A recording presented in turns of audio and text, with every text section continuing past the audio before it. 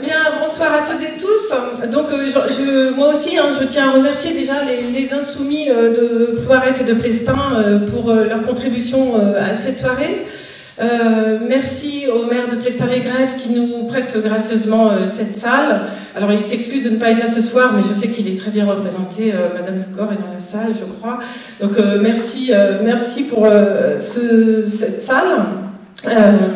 Et merci à vous tous d'être ici, d'avoir fait le déplacement pour cette table ronde consacrée au service public. Alors, service public menacé d'extinction en raison d'un acharnement des chasseurs de dépenses publiques qui préfèrent voir l'argent ainsi capturé dans les poches des actionnaires plutôt que dans les écoles et les hôpitaux. Ces disparitions sont programmées depuis des années selon un plan de lutte contre les nuisibles savamment orchestré. Je parle naturellement du plan de lutte contre les fonctionnaires, ces feignants qui ruinent la France. Vous savez, ces personnes qui travaillent bêtement pour l'intérêt général, sans souci d'aucune rentabilité pécuniaire. Car les dégâts qu'ils causent sur le territoire sont considérables. Vous avez tous pu constater un jour leurs méfaits. Quand ils nous soignent, nous éduquent, nous transportent, nous aident, c'est une calamité. Et parce que le chasseur n'a pas su préserver sa ressource, nous en sommes à une quasi-extinction de l'espèce. Plus de soignants, plus d'enseignants, plus de greffiers, plus de postiers. Une maternité sur 2 et un bureau de poste sur 2 ont fermé depuis 20 ans. Une école ferme chaque jour depuis 10 ans. Sur la circonscription, 10 classes ont fermé cette année et le collège de Corlay est menacé de fermeture à la rentrée prochaine. La maternité de Guingamp, évidemment, est menacée de fermeture et les services d'aide d'urgence sont régulièrement régulés. Alors régulés, ça veut dire provisoirement fermé, c'est le nouveau mot, c'est la novlangue. Régulé, on dit, mais en fait c'est provisoirement fermé. Ce qui entraîne d'ailleurs des engorgements dans les services d'urgence des autres hôpitaux. Donc là, c'est l'hôpital de Paimpol qui alertait le mois dernier sur le fait que quand Guingamp et Lannion est fermé, voilà, il y a une surcharge sur l'hôpital de Paimpol. Alors plus de soignants, plus d'enseignants, plus de greffiers, plus de postiers, plus d'humains dans tous les services publics, parce que vive le numérique. Qui n'a pas essayé pendant des heures de contacter la CAF pour les allocations logement ou les allocations familiales, la préfecture pour un permis ou une carte d'identité? Mais enfin, madame, il suffit d'aller sur le site et de faire les démarches vous-même. C'est simple. Ça, c'est bien le propre du capitalisme. C'est-à-dire que le travail est fait gratuitement par l'usager. C'est tout bénef. Car depuis près de 30 ans, la modernisation du service public est la béquille des politiques néolibérales de destruction des services publics, qui se parent des atours de la dématérialisation et du numérique pour défendre l'amélioration et l'efficacité des services. Mais la numérisation des services publics conduit à des ruptures d'accès aux droits. Déjà parce qu'il y a encore trop de zones blanches, je pense que vous le savez tous ici, il y en a quand même encore un peu partout, mais aussi parce que tout le monde n'a pas la même dextérité avec un ordinateur, parce qu'il faut se fournir le matériel, il faut pouvoir se payer les forfaits, ça c'est un vrai budget pour les familles. Alors à ce sujet, le 30 novembre dernier, lors de notre journée de niche parlementaire, nous avons remporté le vote de notre proposition de loi qui était portée par Daniel Obono et qui visait à ce qu'aucune démarche administrative ne soit accessible uniquement par voie dématérialisée. Donc c'est pour rétablir l'accès aux droits que nous avons déposé cette proposition de loi. Ça c'est une vraie victoire, parce qu'on remet de l'humain dans les services publics. Alors, comment répondre à cette désertification des services publics? Par toujours plus d'austérité, comme l'impose le gouvernement en ce moment, à coup de 49.3 sur le projet de loi de finances, le projet de loi de finances de la sécurité sociale. Parce que là, on est quand même au 21e, on va encore avoir 2 49.3 la semaine prochaine. Enfin, vous voyez, ça n'arrête pas. Par cette politique qui n'envisage les services publics à travers le prisme de réduction de dépenses publiques avec son lot de ratio, de T2A, etc. À nous, il nous semble plus logique de partir des besoins et de mettre en place les moyens pour répondre à ces besoins. C'est notamment ce qu'avait fait le Conseil national de la résistance en 1945, et ça a abouti à la création de la sécurité sociale quand même. Excusez du peu. Mais bon, je laisse Gérard en parler tout à l'heure, donc je passe à autre chose. Mais ce qui m'a frappé, c'est que je suis allée en Ukraine en septembre dernier, Et nous avons rencontré l'ONG Acted. C'est une association de solidarité internationale qui répond aux besoins humanitaires des populations dans les situations de crise. Et donc attention, c'est une ONG qui est financée par BNP Paribas, c'est pas des gauchistes. Et donc ils nous ont expliqué de quoi avaient besoin les zones les plus touchées par la guerre. Eh bien, de services publics. De services sociaux, d'infrastructures scolaires, de services de santé, et notamment de santé mentale, d'accès à l'eau. Et cette ONG est en train de nous dire à nous, donc j'étais avec une délégation de députés de tous bords, dont pas mal de libéraux quand même, et cette ONG, elle est en train de nous dire que ce dont un pays a besoin, un pays en difficulté, mais un pays à la base, ce sont des services publics, pour que toute la population puisse en bénéficier. Alors, je ne sais pas ce que les autres députés ont retenu de cette rencontre, mais j'espère qu'il ne faudra pas attendre une guerre pour remettre en place dans le pays une politique basée sur la solidarité, sur l'entraide et sur l'humanisme. Nous défendons l'idée que tout le monde doit pouvoir vivre à moins de 20 minutes des services publics essentiels. Et là, on est au cœur du sujet. Et donc, pour en parler avec nous ce soir, nous avons donc Yann Fanche-Durand, qui est représentant du comité de défense de l'hôpital public de Puyguingamp, qui va arriver tout à l'heure, il est pas là. Il est là. Voilà, super. C'est pas trop. Voilà, et donc il nous parle, voilà, donc il lutte pour le maintien de la maternité et le service de chirurgie H24 depuis 2018. Annie Brasdenis, maire de Plouaret, vice-présidente de l'Agnon Trégor Communauté et membre fondatrice du collectif des maires, territoire du grand âge en résistance, et qui nous fera un état des lieux de la situation dans les EHPAD.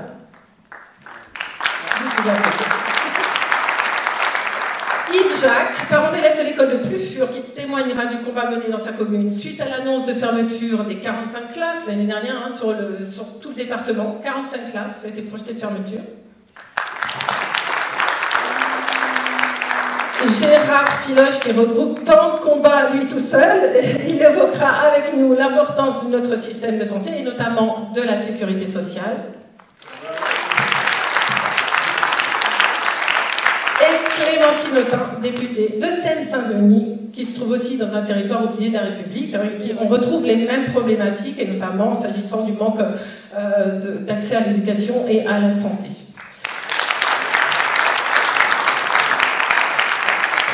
Alors, je donne juste quelques chiffres avant de commencer. Aujourd'hui, les personnes âgées de plus de 60 ans sont au nombre de 15 millions. En 2060, elles seront près de 24 millions. Donc on doit se préparer. En 2022, 85% des EHPAD publics étaient en déficit, selon une enquête de la Fédération hospitalière, et la situation ne s'est pas améliorée en 2023 pour plusieurs raisons. Peut-être tu nous en parleras, Annie, mais d'abord, les primes de grand âge et Ségur qui ont été accordées aux salariés des EHPAD, mais qui n'ont pas été financés complètement par l'État, donc ça pèse sur les finances des établissements. Et ensuite, il y a bien sûr la hausse des prix de l'énergie, des produits alimentaires liés à l'inflation. Et donc, on se rend bien compte que la situation est devenue intenable pour les directeurs d'EHPAD. Donc toi, Annie, quelles sont les difficultés rencontrées à Plouaret et pourquoi avoir créé ce collectif des maires? Et qu'est-ce que vous demandez, en fait? Bonsoir à tous. Merci Muriel de nous avoir invités. Merci. Bonsoir Clémentine. Je suis ravie de voir Clémentine en vrai. Parce que, en fait, j'ai écouté avec grand plaisir une émission récente sur France Inter et c'était vraiment très très chouette. Merci beaucoup d'être venu dans notre Trégor. Alors, bonsoir Gérard, bonsoir à vous deux qui êtes plus près de Plouaret. Alors, bon, merci d'avoir invité le collectif des maires bretons qui sont entrés en résistance pour les territoires du grand âge. Au début, on s'appelait juste des maires en résistance pour les EHPAD publics. Mais vous allez voir qu'au fur et à mesure de notre combat, on se rend compte que les EHPAD publics ont des soucis, mais on n'est pas tout seul. Et du coup, on est rentré en résistance pour des territoires du grand âge. Alors en fait, on est rentré en résistance parce que nos EHPAD, ils sont tout simplement menacés de faillite, pas plus, pas moins. Et faute de bénéficier de financements suffisants de la part de nos autorités de tutelle, qui sont les agences régionales de santé, et puis aussi les départements. La situation des EHPAD publics et associatifs non lucratifs qui sont ancrés dans les territoires. Finalement, celle aussi des résidences autonomie qui sont sur le même statut. Certains EHPAD hospitaliers territoriaux dont les maires sont responsables des déficits.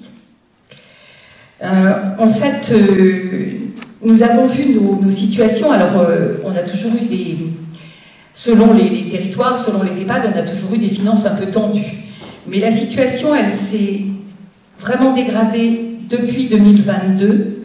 La première étape, c'était quand l'État a décidé, et c'était très utile pour nos personnels et très nécessaire, d'améliorer les conditions de rémunération par le Ségur de la santé, par la prime grand âge, mais qu'au passage, il n'a que partiellement compensé les dépenses qui étaient inhérentes, à peu près 80%, donc il restait 20%. Et puis, en 2023, là, c'était le coup de grâce. Bon, évidemment, l'inflation généralisée, mais l'explosion des coûts de l'énergie, et encore plus dans les EHPAD que pour les communes, puisqu'en fait, si par l'intermédiaire des syndicats d'énergie, on a pu multiplier seulement par 2 notre électricité dans les mairies, c'était plutôt par 3 pour les EHPAD, ce qui était complètement anormal. Et du coup, en fait, face à cette situation, et comme nos EHPAD sont portés par des petits CCAS, par exemple, le budget de l'EHPAD de Cloirette, il est de 3 millions d'euros, et le budget du CCAS qui le porte, il est de 10 000 euros. Donc on voit bien qu'on est incapable d'éponger quoi que ce soit. Donc au début, on avait des relations individuelles avec nos autorités de tutelle, et ils essayaient toujours de nous faire croire que c'était parce qu'on était trop petits, qu'on était mal gérés, que si on se regroupait, si on était plus gros, si voilà, la même musique, hein. Voilà, donc bref.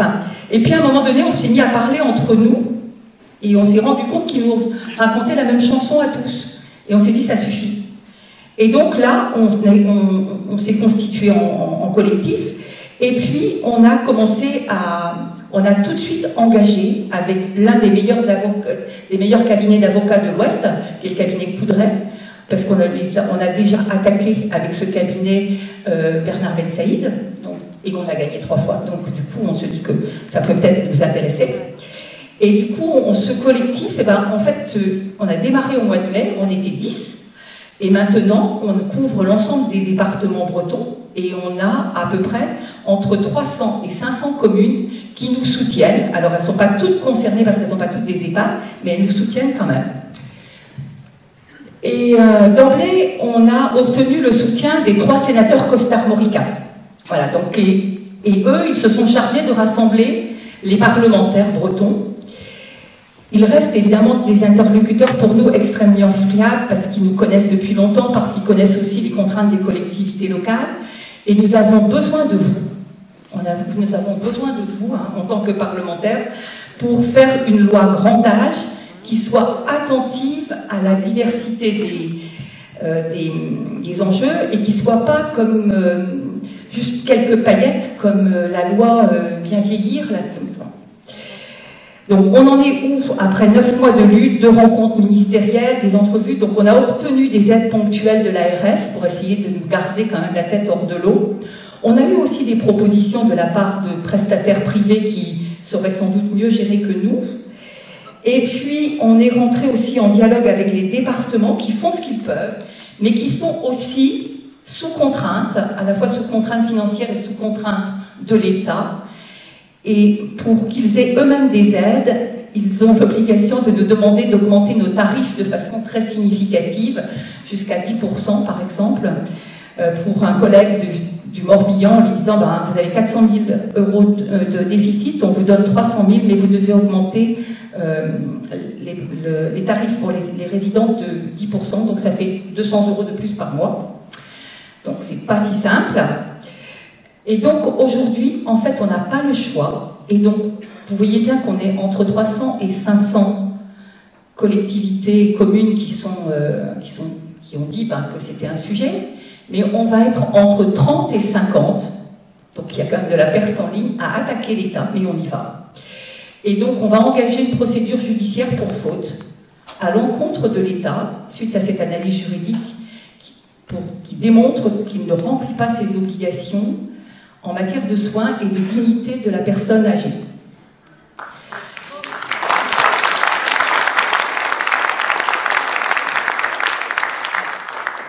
Vous mesurez bien que c'est un combat qu'on doit mener, voilà, parce qu'on n'a pas le choix, mais ce n'est pas un combat qu'on choisit de mener, c'est-à-dire qu'en fait, on est contraint de le mener parce qu'à la fois on croit au service public et parce que juste on a la responsabilité d'un collectif de personnes âgées qui vivent dans nos EHPAD, d'un collectif de salariés qui sont sous notre responsabilité et que si on ne fait rien, eh bien on est mort. Voilà, donc c'est juste ça.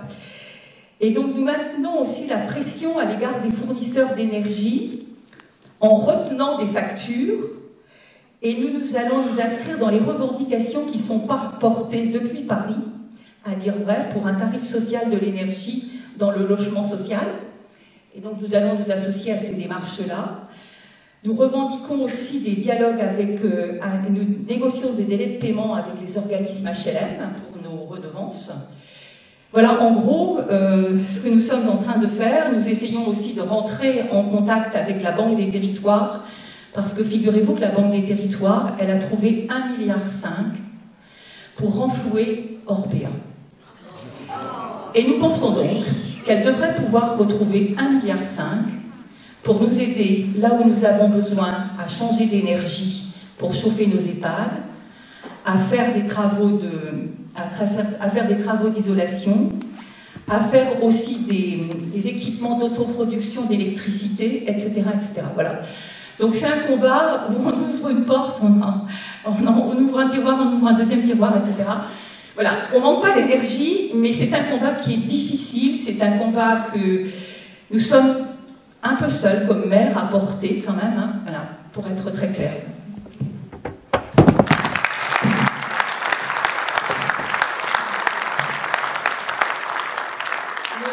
Merci Annie. Alors c'est vrai qu'on a un mauvais signal, c'est quand on a vu que Julia Clavel, qui est la conseillère PME de Macron, est partie justement chez Orpea.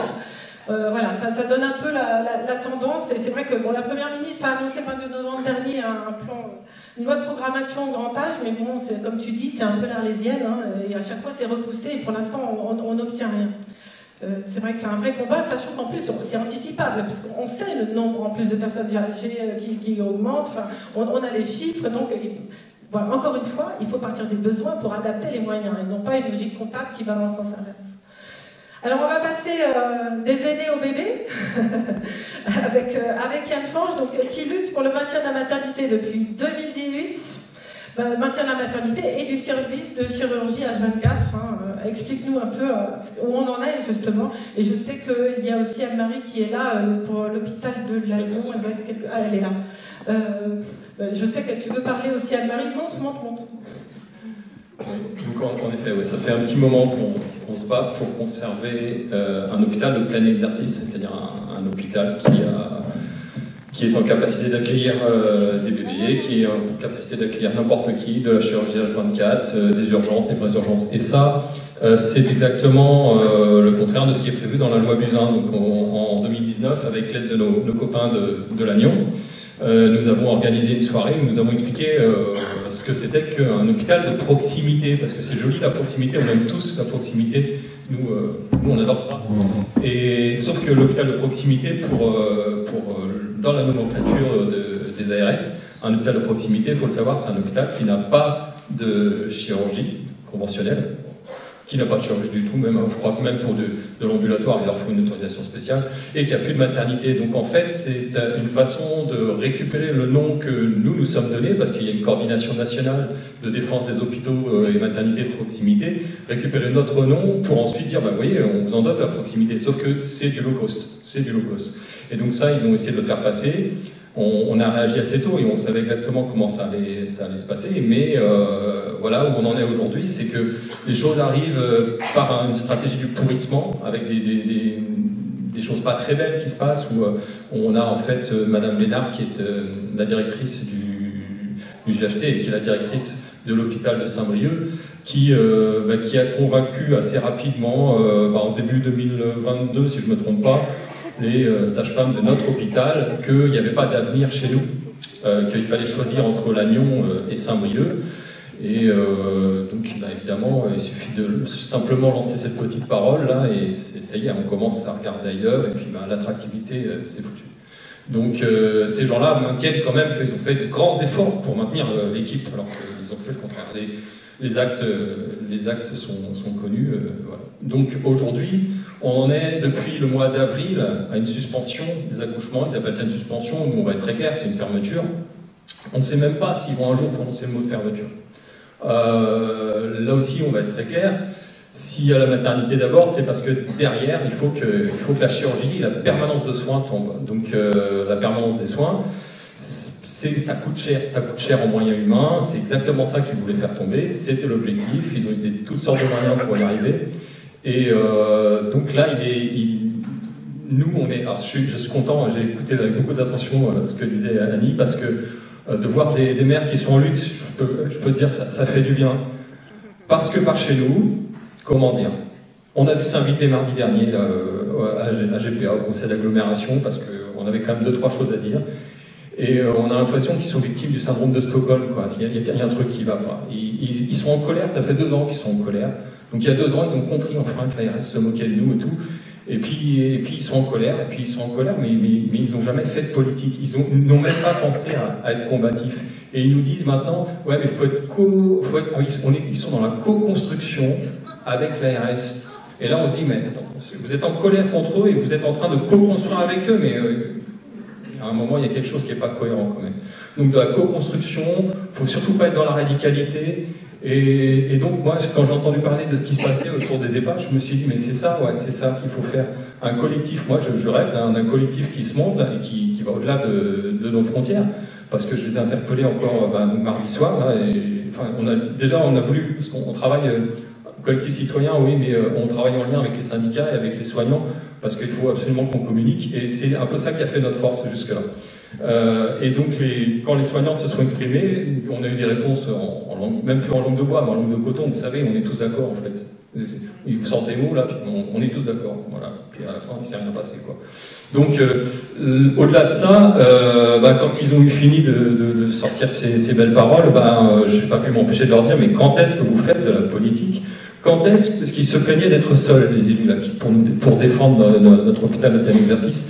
Et je leur ai dit, mais à quel moment vous avez pris contact avec la centaine de territoires en France qui est en train de vivre la même chose? Non, ils l'ont pas fait, quoi. C'est ballot, quand même. Enfin, je sais pas, ils n'ont pas de 06. Je sais pas, il y a un truc qui va pas, ça m'échappe. Et donc de voir qu'il y a des collectifs qui se montent là, sur la question des EHPAD, je trouve ça très encourageant. Et je crois qu'ils n'ont plus qu'à imiter ce mouvement-là et à y aller pour de vrai, parce que là, ça m'échappe. Je ne comprends pas. Donc on est à ce stade-là. La stratégie du pansement a été très efficace, malheureusement. Et à part une solution politique, c'est-à-dire vraiment de dire les choses, de ramener les gens aussi à l'hôpital public, parce que la loi Rist, puisque la loi Rist a provoqué la catastrophe de cet été. Et donc je laisserai parler Anne-Marie sur ce sujet aussi, mais la loi Rist qui peut paraître être une bonne chose, parce qu'il y a eu des rémunérations scandaleuses et tout ça, ok, sauf que c'est pas le moment, c'est pas ça. Et elle n'est pas utilisée pour ça, elle est utilisée pour dézinguer tous nos petits hôpitaux, parce qu'ils dépendent des intérimaires. Donc faire le choix d'entrer pour de faux en guerre avec les intérimaires cette année, c'était faire le choix en fait de dézinguer nos hôpitaux. Et ça a très très bien marché. Donc je vais passer la parole à Anne-Marie parce qu'elle est lagnonnaise et que ça vous concerne aussi un petit peu quand même par ici.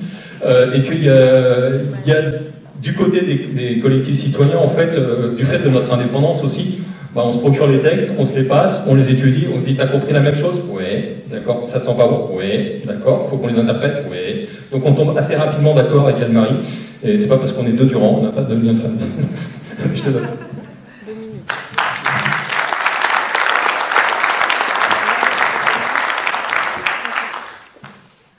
Bonsoir. Donc moi je voulais intervenir pour préciser en réalité que la problématique de Guingamp et de Lannion, contrairement à ce qu'on voit souvent dans les journaux, dans la presse, ce qu'on entend auprès des politiques, c'est en fin de compte les deux facettes d'un même problème. Comme disait Muriel, l'objectif c'est de centraliser, de faire disparaître les petits établissements de santé, mais c'est valable pour tout, pour les impôts, pour les collèges, pour toutes les écoles, pour tous les services publics, avec un objectif de faire de plus en plus gros et de réduire le nombre de fonctionnaires et de faire rentrer le privé dans le public. Alors, nous, on est, au niveau de la création de notre comité, on est antérieur à Guingamp. 2016, à cause de la fermeture de 40 lits et 60 postes de soignants. Alors évidemment, ça ne se voit pas.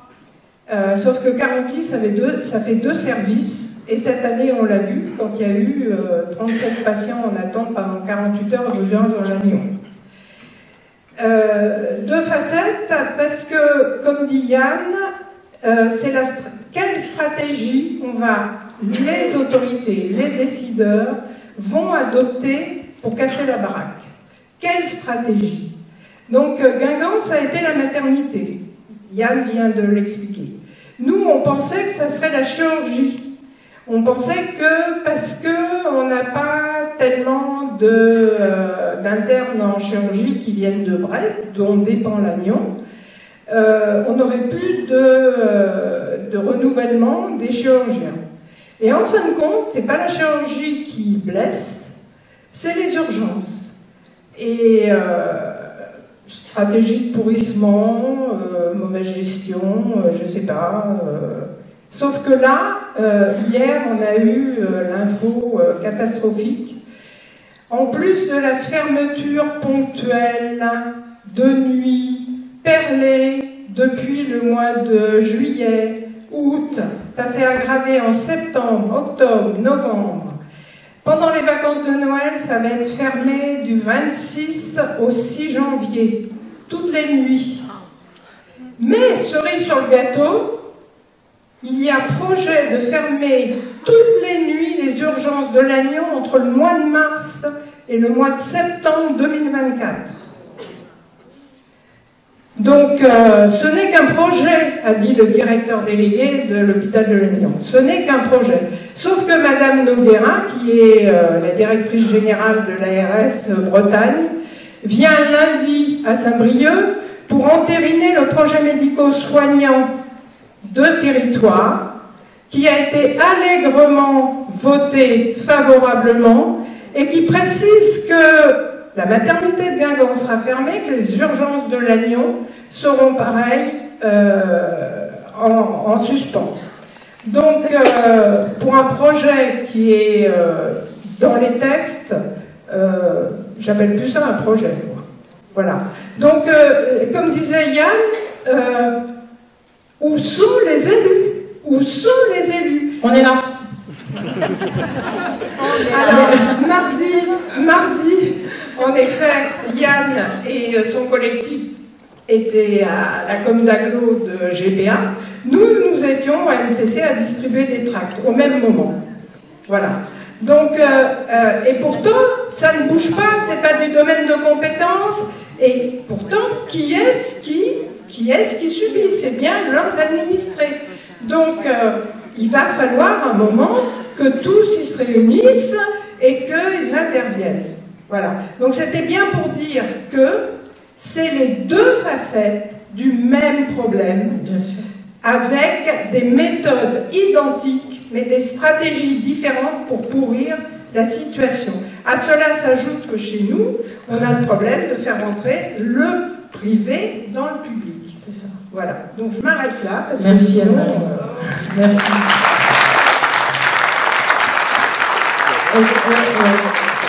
Et c'est vrai que, alors tu te posais la question de savoir si c'était une mauvaise gestion, pas du tout. Hein. C'est un plan bien ficelé, ils savent très bien ce qu'ils font, ils sont très compétents. Le but c'est de favoriser le privé, hein, tout simplement. Donc c'est vraiment pas de la mauvaise gestion, c'est un projet bien ficelé. Gérard, ça va être à toi justement. Je pense que le budget de la Sécu est assez considérable. Je pense qu'il y a des prédateurs qui voudraient bien s'en emparer. Dis-nous un peu ce que tu en penses Et je pense que tu vas nous faire un petit historique, je ne sais pas. Je sais pas encore comment je vais entrer dans mon sujet. Je voulais dire que j'étais moi aussi un fonctionnaire d'un service public. Présenté généralement comme un petit service public, c'est celui du contrôle de l'inspection du travail.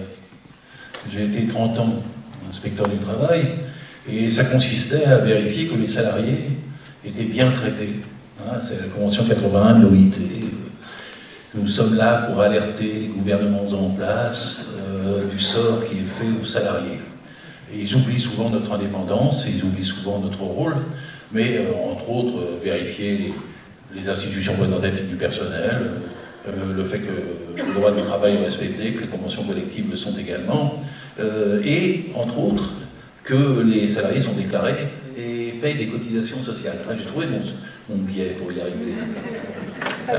Je voulais dire quand même que l'inspection du travail est un des services sacrifiés aussi, hein, parce qu'on doit être 1600 pour 18 millions et demi d'entreprises, 18 millions et demi de salariés et 1 200 000 entreprises. Et on est 1600. Et en ce moment, il y a 350 postes vacants. Donc, par exemple, les sièges dans le 93 qui ont trait au chantier des Jeux Olympiques. Ce qui permet toutes les fraudes possibles et tout le fait que les salariés peuvent y intervenir non déclarés, sans avoir de cotisation ni de protection sociale. Or, la cotisation sociale, c'est la base. Nous nous battons pour nos salaires nets et bruts. Souvent, on ne le dit pas assez en décomposant les deux. Le salaire net, c'est pour vivre au mois le mois. Le salaire brut, c'est pour vivre toute la vie. Et ouais. C'est ce qui est mis de côté dans une mutualisation commune, une part du salaire, est redistribuée à chacun selon ses besoins, en cas de maladie, en cas normalement d'enfants et d'allocation familiale, ça c'est le passé, en cas de chômage, ça commence à être le passé, en cas d'accident du travail, ce qu'ils veulent aussi supprimer, et quand on est en retraite. Les cotisations retraite, vous le savez comme moi, c'est lourd. C'est ni un impôt, ni une épargne, la retraite. Moi qui suis en retraite, vous travaillez, je vous aime. Parce que c'est grâce à vous qu'en temps réel, ma retraite est versée. Et c'est ce versement-là, entre générations et entre salariés, qui est décisif.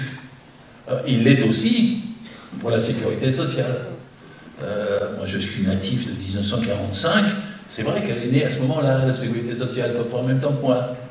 Et à l'époque, elle avait une particularité, c'est qu'elle s'appliquait aux salariés, et les salariés étaient encore minoritaires.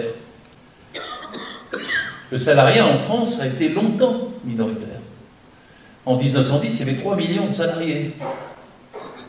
Et en 1936, au moment du Front populaire, le salariat, c'était 9 millions et demi de personnes, ils appellent un tiers de la population active. En 1945, il y avait 55% d'indépendants, comme on disait, de libéraux, si vous voulez, artisans, commerçants, agriculteurs. Et le salariat, c'était 45%. Et les indépendants ne voulaient pas s'affilier à la sécurité sociale. Ils disaient avec 45%, enfin, avec les salariés, ça ne sera pas du solide. Sauf que l'histoire a penché en faveur du salariat. Le salariat, aujourd'hui, en 2010, j'ai dit qu'il était 3 millions de salariés en 1910, c'est 30 millions en 2010. 90% de la population active. Les 55% d'indépendants de 45 ne sont plus que 10%. Et c'est un changement fondamental, parce que c'est ça qui a fait arriver à faire progresser par les cotisations sociales notre santé, nos droits, notre protection dans tous les domaines. Et ça plaît relativement peu au capitalisme. C'est-à-dire que ça fait exactement 75 ans qu'il essaie d'empêcher qu'au fur et à mesure que le salariat se développe, des sommes aillent dans des cotisations sociales et soient dans une caisse séparée, qui est celle de la cotisation sociale, et puis soit redistribuée selon nos besoins. Si on a une idée d'une société socialiste future, Oui, on en a. c'est par la sécurité sociale que nous y arrivons, en l'étendant et en élargissant son champ de compétences et sa fonction, y compris évidemment monétaire et budgétaire. Parce que le budget de la sécurité sociale aujourd'hui, avec les retraites, c'est presque 850 milliards, à peu près 500 et quelques en santé, quoi, à peu près 300, 350, 320 en retraite. 850 milliards. Alors que le budget de l'État n'est que d'environ 500 milliards. Et quand il vous parle de dette, il vous mélange tout ça allègrement. Parce que 78,5% de la dette vient du budget de l'État. Ah oui, on met 413 milliards pour l'armée dans les 5 ans qui viennent, on donne 217 milliards aux entreprises du CAC 40, sans retour ni contrôle. Donc évidemment, comme on sait, il ne ruisselle jamais ce budget. C'est comme les Shadows, pour ceux qui se souviennent, ils pompent, et l'argent qui est le nôtre, par bien des impôts, va aux privés, aux entreprises privées. C'est un paradoxe extraordinaire. Un État qui se dit libéral ne peut pas être un État...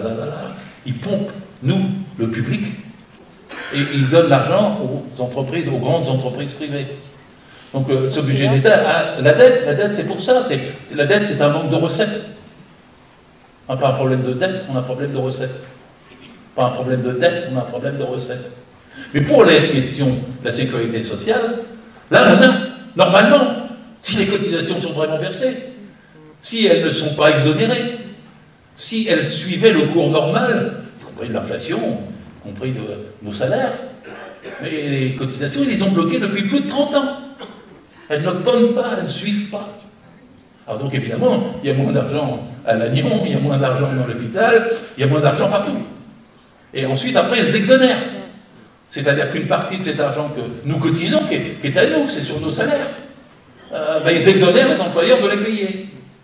Ce qui, évidemment, baisse aussi cette partie ici superbe de notre société mutualisée, socialisée, auquel nous sommes forcément tous attachés, puisque ça a des conséquences pour nos enfants, ça a des conséquences...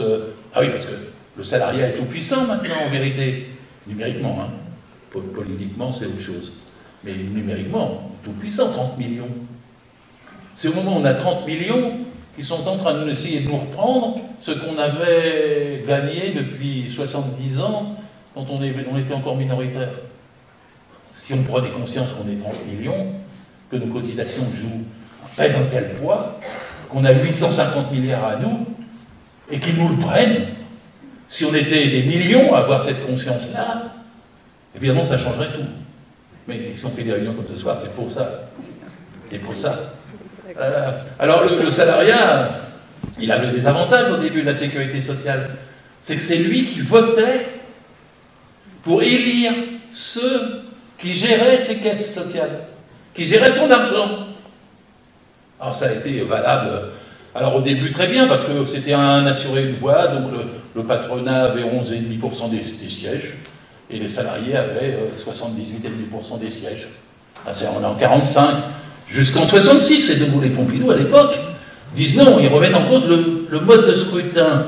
50% des sièges au patronat, 50% des sièges au syndicat. Et donc à partir de ce moment-là, le patronat avait la main. Dans la plupart des caisses, il faisait de temps en temps une concession à un syndicat ou à un autre, mais il avait la main, et c'était déjà changé. Et les élections ont perdu de leur sens à partir de ce moment-là. On avait moins de moyens de contrôle de nos propres salaires. Mais ils ont continué, parce qu'ils ont cessé de faire des élections. Elles ont quand même eu lieu la dernière fois en 1983, c'était sous François Mitterrand. Moi je me rappelle, je tenais un bulletin de vote, et j'ai vu une vieille dame de 100 ans arriver, je me suis dit, pourvu qu'elle vieille, elle est arrivée, elle a voté, mais il y avait un pourcentage de participants très important, parce que les gens tenaient à gérer leur propre argent, leur salaire. Ils savaient à l'époque ce que ça voulait dire. Mais les capitalistes, la droite, ont toujours cherché à mettre ça dehors. Et celui qui a réussi le plus fort coup, c'est Juppé, en 1995. Et là, il a fait quelque chose, c'est qu'il a mis fin aux élections. Et il a fait cette foutue loi sur laquelle on vient d'avoir tous ces 49.3. Parce que moi, c'est pas seulement les 49.3 qui m'énervent, c'est la loi. Je suis contre la loi de financement de la sécurité sociale. D'ailleurs, eh bien oui, bien sûr. Pourquoi est-ce le Parlement qui gère et pourquoi n'est-ce pas encore ceux qui cotisent? Un assuré une boîte, c'est notre argent, c'est notre salaire brut. Donc il doit être entre nos mains. Et alors ils ont réussi le tour de force à faire qu'on cotise, mais qu'ils le prennent par le biais du Parlement, comme si c'était un budget de l'État, où il est séparé. Et ensuite, ils ont réussi à faire que maintenant, même le Parlement ne vote plus dessus. C'est Bercy qui s'occupe de tout. Et le 49.3 enlève même aux députés la possibilité de contrôler le plus gros des budgets de la nation. 850 milliards. À coût de 49.3. Vous allez discuter des scanners, des hôpitaux, des urgences, etc. Ils s'en foutent, c'est Bercy. Le député n'a même plus la parole, la possibilité d'amender, de dire non, non, non. Le 49.3 est le summum du hold-up fait sur les cotisations sociales que nous versons. Alors Juppé a fait la transition en faisant qu'il n'y ait plus d'élections. Il avait même une cynisme à l'époque dans une petite phrase en novembre 1995, pour ceux qui s'en souviennent, de dire ça fait 30 ans qu'on aurait dû faire ça. Il pensait que De Gaulle et Pompidou auraient dû le faire dès 66, et pas seulement se contenter de changer le mode de scrutin à l'époque, mais mettre fin au mode de scrutin. En tout cas, lui, il l'a fait. Et depuis, c'est presque devenu, malheureusement, dans le langage courant, la LFSS, abat la LFSS. Abat la LFSS. Retour à des élections aux caisses de sécurité sociale. Un assuré, une voix. Ces notions, on les contrôle. C'est à nous. Et on doit élire ceux qui gèrent les caisses et ils doivent nous rendre des mandats. Et les 850 milliards sont tellement... C'est pas rien, 850 milliards. C'est un budget séparé. Alors souvent, ça paraît technique aux gens, mais il y a 3 budgets en France. Hein. Il y a le budget de l'État, il y a le budget des collectivités territoriales, et puis il y a le budget de la sécurité sociale. Je l'ai dit informellement tout à l'heure, mais le budget de la sécurité sociale ne génère que 10% de la dette. Le budget des collectivités territoriales génère 11,5% de la dette. 78,5% vient du budget de l'État. Et comme ils mélangent tout, jamais ils vous présentent comme ça les choses à la télé. Jamais on vous dit les 3 budgets. Ils sont séparés. En quoi les cotisations ne sont pas un impôt? Parce que ce sont des cotisations préaffectées. Alors le mot sonne, on le dit, puis après on l'oublie, mais non. La cotisation est préaffectée, elle ne peut pas servir à autre chose que ce pourquoi elle est collectée. Tandis que l'impôt n'est pas préaffecté. Il peut servir à toute chose. C'est le Parlement qui en décide. S'il veut un porte-avions nucléaire de plus, ce qu'ils font, 20 milliards, ben ils le décident. Et c'est d'ailleurs pour ça que l'œuvre de Macron est entre autres de fusionner les budgets. S'il vous a tenu tant que ça à vous retirer l'impôt sur la feuille de paye à la source, c'est parce que ça rapproche son plan qu'est fusionner les 2 budgets. Et si vous mettez les 2 budgets dans un même tonneau, il y aura une même tireuse. Vous aurez mélangé les 2. Et ça, c'est encore plus facile de piller sur les 850 milliards pour mettre pour l'armée, pour autre chose, ou pour les entreprises, ou pour le CAC 40, ou pour les dernières start-up qui font rêver Macron la veille au soir. Et donc, ils pilleront le budget séparé. Le budget séparé, c'est le principe de la sécurité sociale. Ça touche parfois, je n'ose pas trop le dire, mais c'est comme quand on disait on est un bas de laine. On a quelque chose à part qui est à nous. Pour quand on va être vieux, quand on va être malade, quand on va... Voilà. Et c'est ça qu'ils veulent. C'est ça qu'ils veulent placer. C'est décisif. Ça n'apparaît pas suffisamment derrière tout ce qui se met en place. Moi, on dit parfois que Macron est une girouette. Moi, j'ai jamais dit ça. Ce gars-là est un libertarien. Il ne se présente pas aussi follement que l'Argentin. Mais sur le fond, dans son livre il s'est fait lire au début avec un livre qui s'appelait Révolution. Personne ne l'a lu, mais... Si, moi. On est 2 à cette tribune. Je peux vous en parler. On est 2 à cette tribune. Mais il disait qu'il voulait un salariat sans statut, qu'il voulait une société sans statut, et qu'il voulait supprimer les cotisations sociales. Mettre à bas le salariat. Et c'est pour ça qu'il a aidé Uber, des Deliveroo, pour revenir à une situation des auto-entrepreneurs. Et maintenant, d'ailleurs, il y a 2 400 000 auto-entrepreneurs. Vous avez vu cette séquence géniale, elle devrait être projetée tout le temps. Celle où il y a François Ruffin qui dit en face du SOCT à l'Assemblée nationale, oui, mais ce n'est pas des vrais emplois que vous créez, vous dites que le chômage a baissé, il n'a pas baissé, ce qui est vrai, il n'a pas baissé. Il est à peu près autour de 11,2%, et non pas autour de 7,4% comme il le présente, mais parce qu'ils ont sorti des salariés du salariat, ils ont sorti des chômeurs du chômage, et ils ont 2 400 000 auto-entrepreneurs qui sont bidons. La pauvreté et la misère chez les auto-entrepreneurs est beaucoup plus grande encore que chez les salariés. Et Ruffin dit ça à l'Assemblée, moi j'étais fasciné par cette scène, et il dit ça, et du SOCT en face lui répond, mais c'est normal, vous voyez la présomption de salariat, et nous voyons la présomption d'indépendance. Nous sommes pour les salariés indépendants, ce qui vient de se reproduire d'ailleurs en Europe, hein, parce que parfois on cogne sur l'Europe qui nous impose, mais là l'Europe, quand elle fait des bonnes choses, il faut le dire, Leïla Chabi a fait, c'est avant-hier, elle a gagné au trilogue. Si vous regardez la série qui s'appelle Parlement, je vous conseille la petite série. Et, le trilogue, vous apprenez ce que c'est, et puis vous voyez que le trilogue, là, avant-hier, il y a 4 jours maintenant, a décidé qu'il y aurait présomption de salariat. Présomption de salariat. Et que les inspecteurs du travail pourraient intervenir. Je suis en retraite, mais ma fille, elle y bosse, pourraient intervenir pour contrôler les cotisations. Et si les travailleurs des plateformes, alors tous les pédaleurs, tous les VTC, si les travailleurs des plateformes sont dirigés par les plateformes, il y a toute une série de critères, et c'est très évident, eh bien ils seront requalifiés en salariés. Requalifiés en salariés, ça voudrait dire qu'ils paieront des cotisations, et que Uber, qui a fait des milliards en ne les payant pas, sera obligé de les payer, que ça abondera les caisses. Ah, c'est bien. Surtout, on ne gagne pas encore beaucoup de choses en ce moment.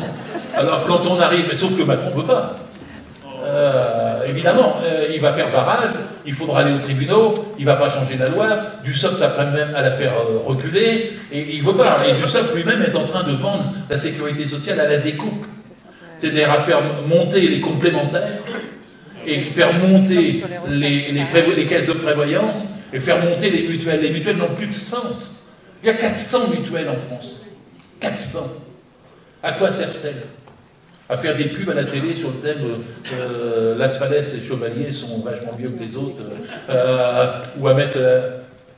le budget des mutuelles, ils n'ont pas l'autorisation de faire un but lucratif, mais ils donnent quand même à leur conseil d'administration des salaires à 15 000, 20 000, 30 000 euros, et ils dégagent de l'argent. Et ça finance des cliniques. Et ça, bien sûr, ça finance le PIB, bien sûr. Et donc les mutuelles en question, moi je vous dis très franchement, j'ai osé le dire à Niort, où c'est la ville des mutuelles, et j'ai dit je suis contre les complémentaires, je suis contre les mutuelles, je suis pour une seule grande sécurité sociale, avec une seule cotisation, basée sur le salaire.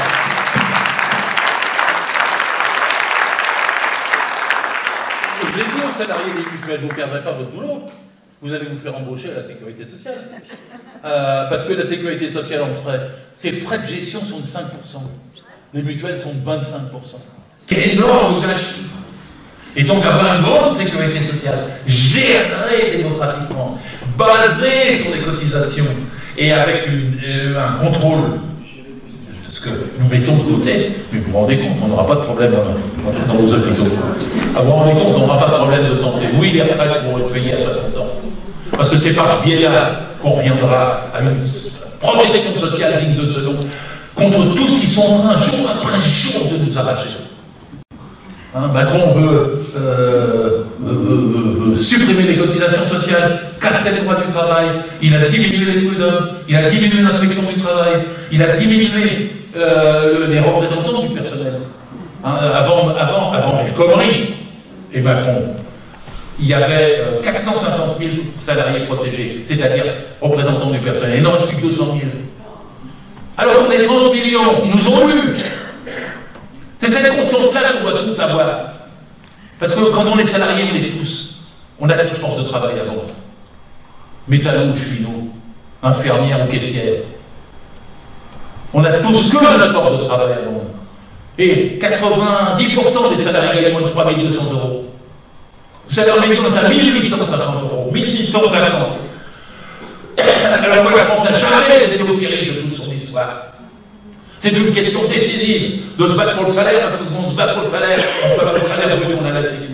C'est une question décisive de remettre en cause des 49.3 et la FSS. C'est une question décisive de voir le monde au travers de l'extension de la sécurité sociale et non pas de sa privatisation. Merci.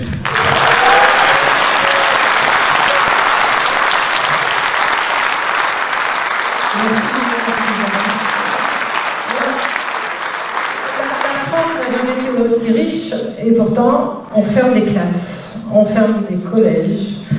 Et pour nous en parler, donc Yves, tu fais donc partie du collectif 45 classes, et ça, tu es parent d'élèves à Pulfure. Tu peux nous expliquer un peu ce qui s'est passé l'année dernière? Alors bonsoir à tous. Oui, effectivement, je suis parent d'élèves de l'école de Pulfure.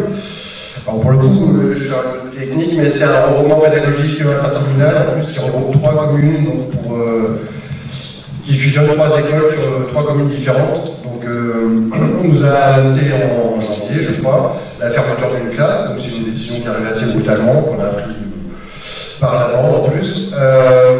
Donc on s'est tous retrouvés, des parents d'élèves se sont tous retrouvés à l'inspection de l'Académie à Saint-Brieuc.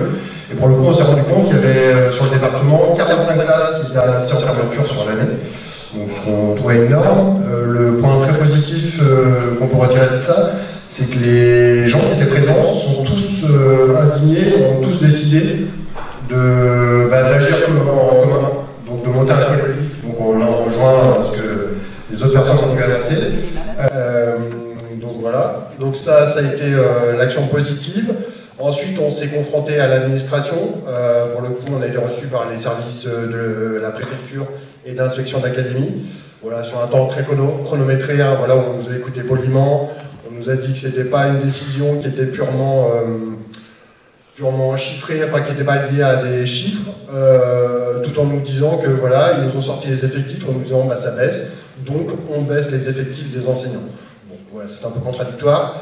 On a essayé de les amener dans la lutte du collectif sur un débat un peu plus large que les histoires d'effectifs, sur la qualité de l'enseignement, puisqu'on nous dit que les élèves qui sortent du primaire en ce moment ont le niveau le plus bas qu'on ait jamais connu en France. Donc on a essayé de leur dire que bah, peut-être que c'était l'occasion, cette baisse d'effectifs, d'avoir plus d'enseignants, enfin moins d'élèves par enseignant, et donc de fournir un meilleur enseignement. Pour le coup, dans ce combat, on a appris également qu'on a un nombre en train d'augmenter fortement d'élèves qui ont des difficultés, toutes les 10, les problèmes d'apprentissage, etc. Et donc on est confronté en plus à un public qui est plus compliqué, donc cette baisse d'effectifs serait totalement justifiée. Pour le coup, ils nous ont écoutés, mais ils ne nous ont pas entendus. Alors dans le combat, on a réussi à mobiliser les élus. Le problème, c'est que la logique qu'ils ont au niveau de l'inspection d'académie, c'est d'avoir une logique individuelle, commune par commune.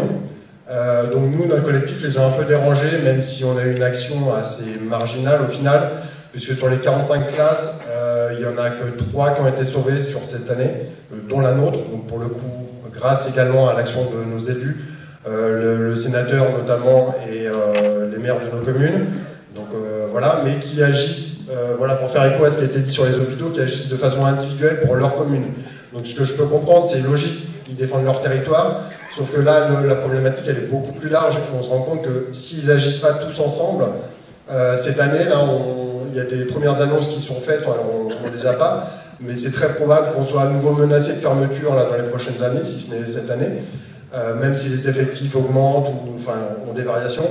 Donc tant qu'il n'y aura pas une action collective des élus et des parents, parce que pour le coup, le collectif, il s'use, il fait ce qu'il peut, il a le temps qu'il a pour la consacrer à ce combat. Donc même si voilà, on fait toujours partie du collectif alors que notre classe a été sauvée, on le soutient totalement. Là, les dernières nouvelles sont qu'il y a un autre problème, c'est le refus d'ouvrir des classes. J'ai un exemple d'une commune dont j'ai oublié le nom, qui a des effectifs qui sont au-delà de 30 élèves par classe en ce moment, et on leur refuse l'ouverture d'une classe. On leur dit peut-être que vous aurez un assistant d'éducation cette année, peut-être, mais pas l'ouverture d'un vrai poste d'enseignant. Donc on se rend compte que le combat, il est à la fois sur nos écoles rurales, pour le coup, et sur des écoles en ville. Donc on est tous confrontés à la même problématique. Et c'est clairement voilà, un choix d'économie qui est fait. Et alors nous, ils ne nous le disent pas, ils ne nous parlent pas de regroupement, mais en sous-jacent, on pense que leur logique, c'est quand même d'essayer de regrouper des grosses structures d'écoles. ça le futur nous le dira.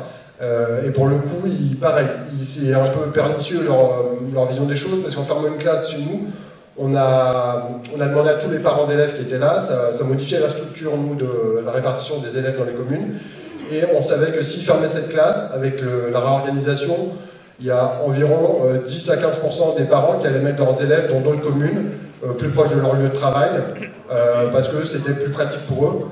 Donc, à terme, même s'ils disaient non, on ne fermera pas d'école, puisque a priori le gouvernement a dit on ne ferme pas d'école, on ferme que des classes. C'est chouette. Mais les départs qui allaient être entraînés allaient de fait générer la fermeture de l'école. Voilà, à plus ou moins à long terme, mais voilà. Donc là, le combat va continuer, on ne sait pas ce qui va être annoncé cette année. On se mobilise, je ne sais pas comment on peut se mobiliser plus largement. On est un des seuls collectifs au niveau de la France qui a été créé, je crois. On a été en contact avec des écoles du Finistère, du Morbihan. La presse nationale s'est quand même intéressée à notre combat, puisque au niveau national, c'était l'année dernière, je crois que c'était 6500, je ne vais pas vous dire de chiffres, mais un nombre de fermetures qui était absolument effarant. Donc toutes les régions, tous les départements sont confrontés exactement au même problème. Et c'est vrai que si on n'arrive pas à se mobiliser plus largement, je pense qu'on n'aura pas de poids, et leur système de calcul et de désignation individuelle des fermetures va faire qu'ils vont gagner. Et donc, nous, on va perdre. Et nos enfants auront une éducation qui sera de plus en plus dégradée. Les enseignants voudront de moins en moins aller devenir enseignants. Et donc, voilà, c'est une spirale infernale. Merci beaucoup.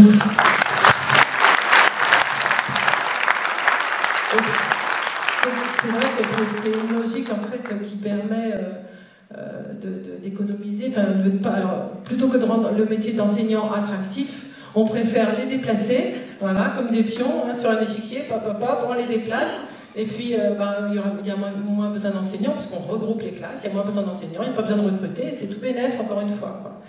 Et alors, tu disais que voilà, il faut absolument effectivement que ce collectif se développe, parce que chacun va se battre pour sa classe, de la même manière que chacun se bat pour sa maternité, chacun se bat pour sa classe.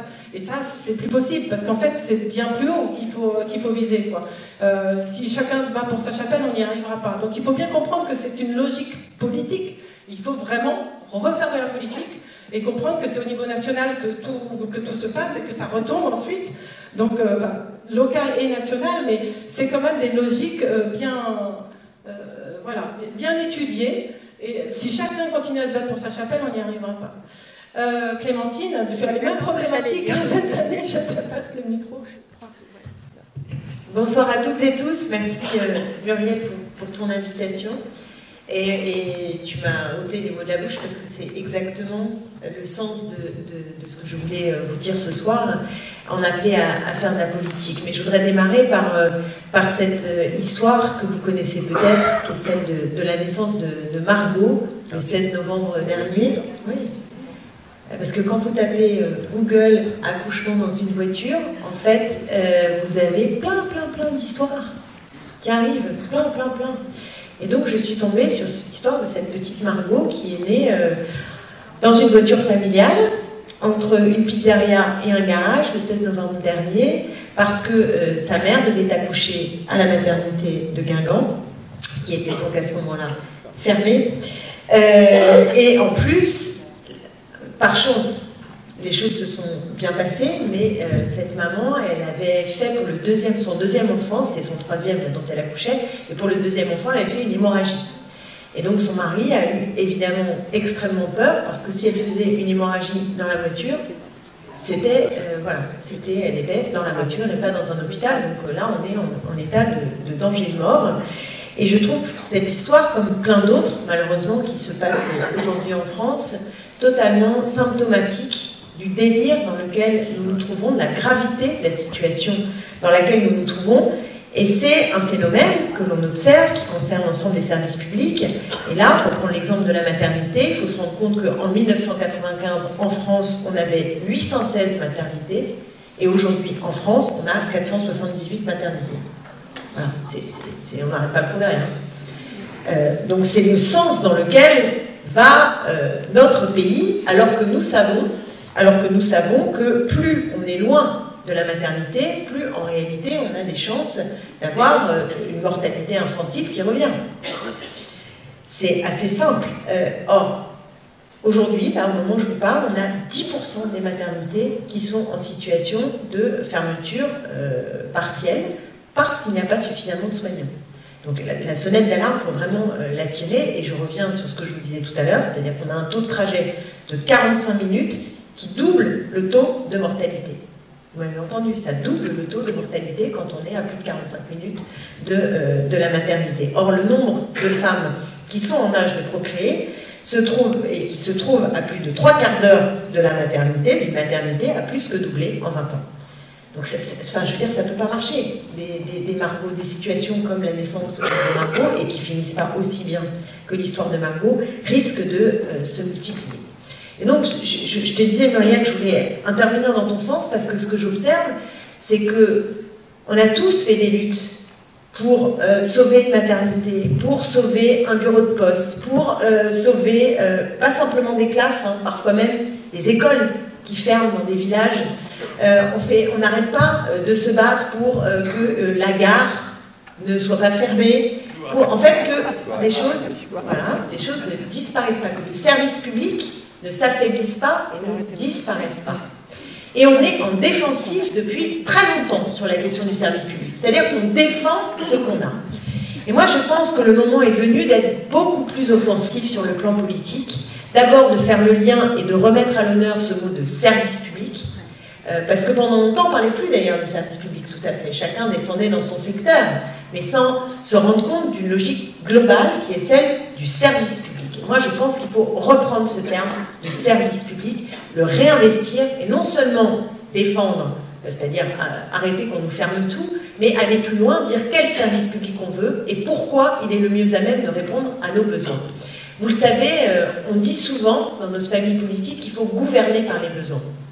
Et je voudrais vous convaincre, mais je pense que dans cette salle vous en êtes sans doute convaincus, qu'en réalité, quand on dit cette chose simple, il faut gouverner à partir de besoins, on est dans une logique qui est proprement révolutionnaire. C'est-à-dire que si vous partez pour construire les politiques publiques des besoins, vous allez bouleverser de fond en comble la logique des politiques publiques et la société tout entière. Parce que c'est une remise en cause de fait du pouvoir du capital et de la logique du capital. Bon, vous démarrez des besoins. De quoi on a besoin? Alors c'est très compliqué de savoir de quoi on a besoin. Enfin, il n'y a pas que c'est une question simple, c'est une question extrêmement complexe. Ce dont vous avez besoin, monsieur, n'est pas ce dont j'ai besoin. Ce dont j'ai besoin aujourd'hui n'est pas ce dont j'avais besoin il y a 20 ans, et sans doute pas ce dont j'aurais besoin dans 20 ans.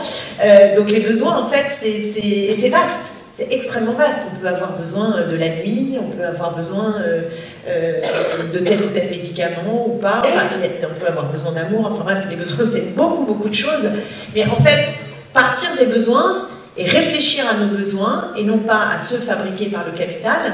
Je ne parle pas des besoins artificiels fabriqués par le capital qui sont suggérés dès que vous ouvrez votre téléphone et que vous avez 250 000 pubs qui d'un seul coup vous font penser que vous n'avez pas acheté le dernier iPhone, le dernier truc, le machin, oh, mon Dieu, il me manque ceci, cela. Je ne parle pas de ça. Je parle des besoins véritables. Et déjà même se poser la question de nos besoins véritables, on l'a fait un peu au moment du Covid. D'un seul coup, on s'est dit, finalement, qu'est-ce qui est essentiel? Je suis enfermée chez moi, de quoi j'ai le plus besoin? Et puis on a l'impression que tout ça s'est évanoui.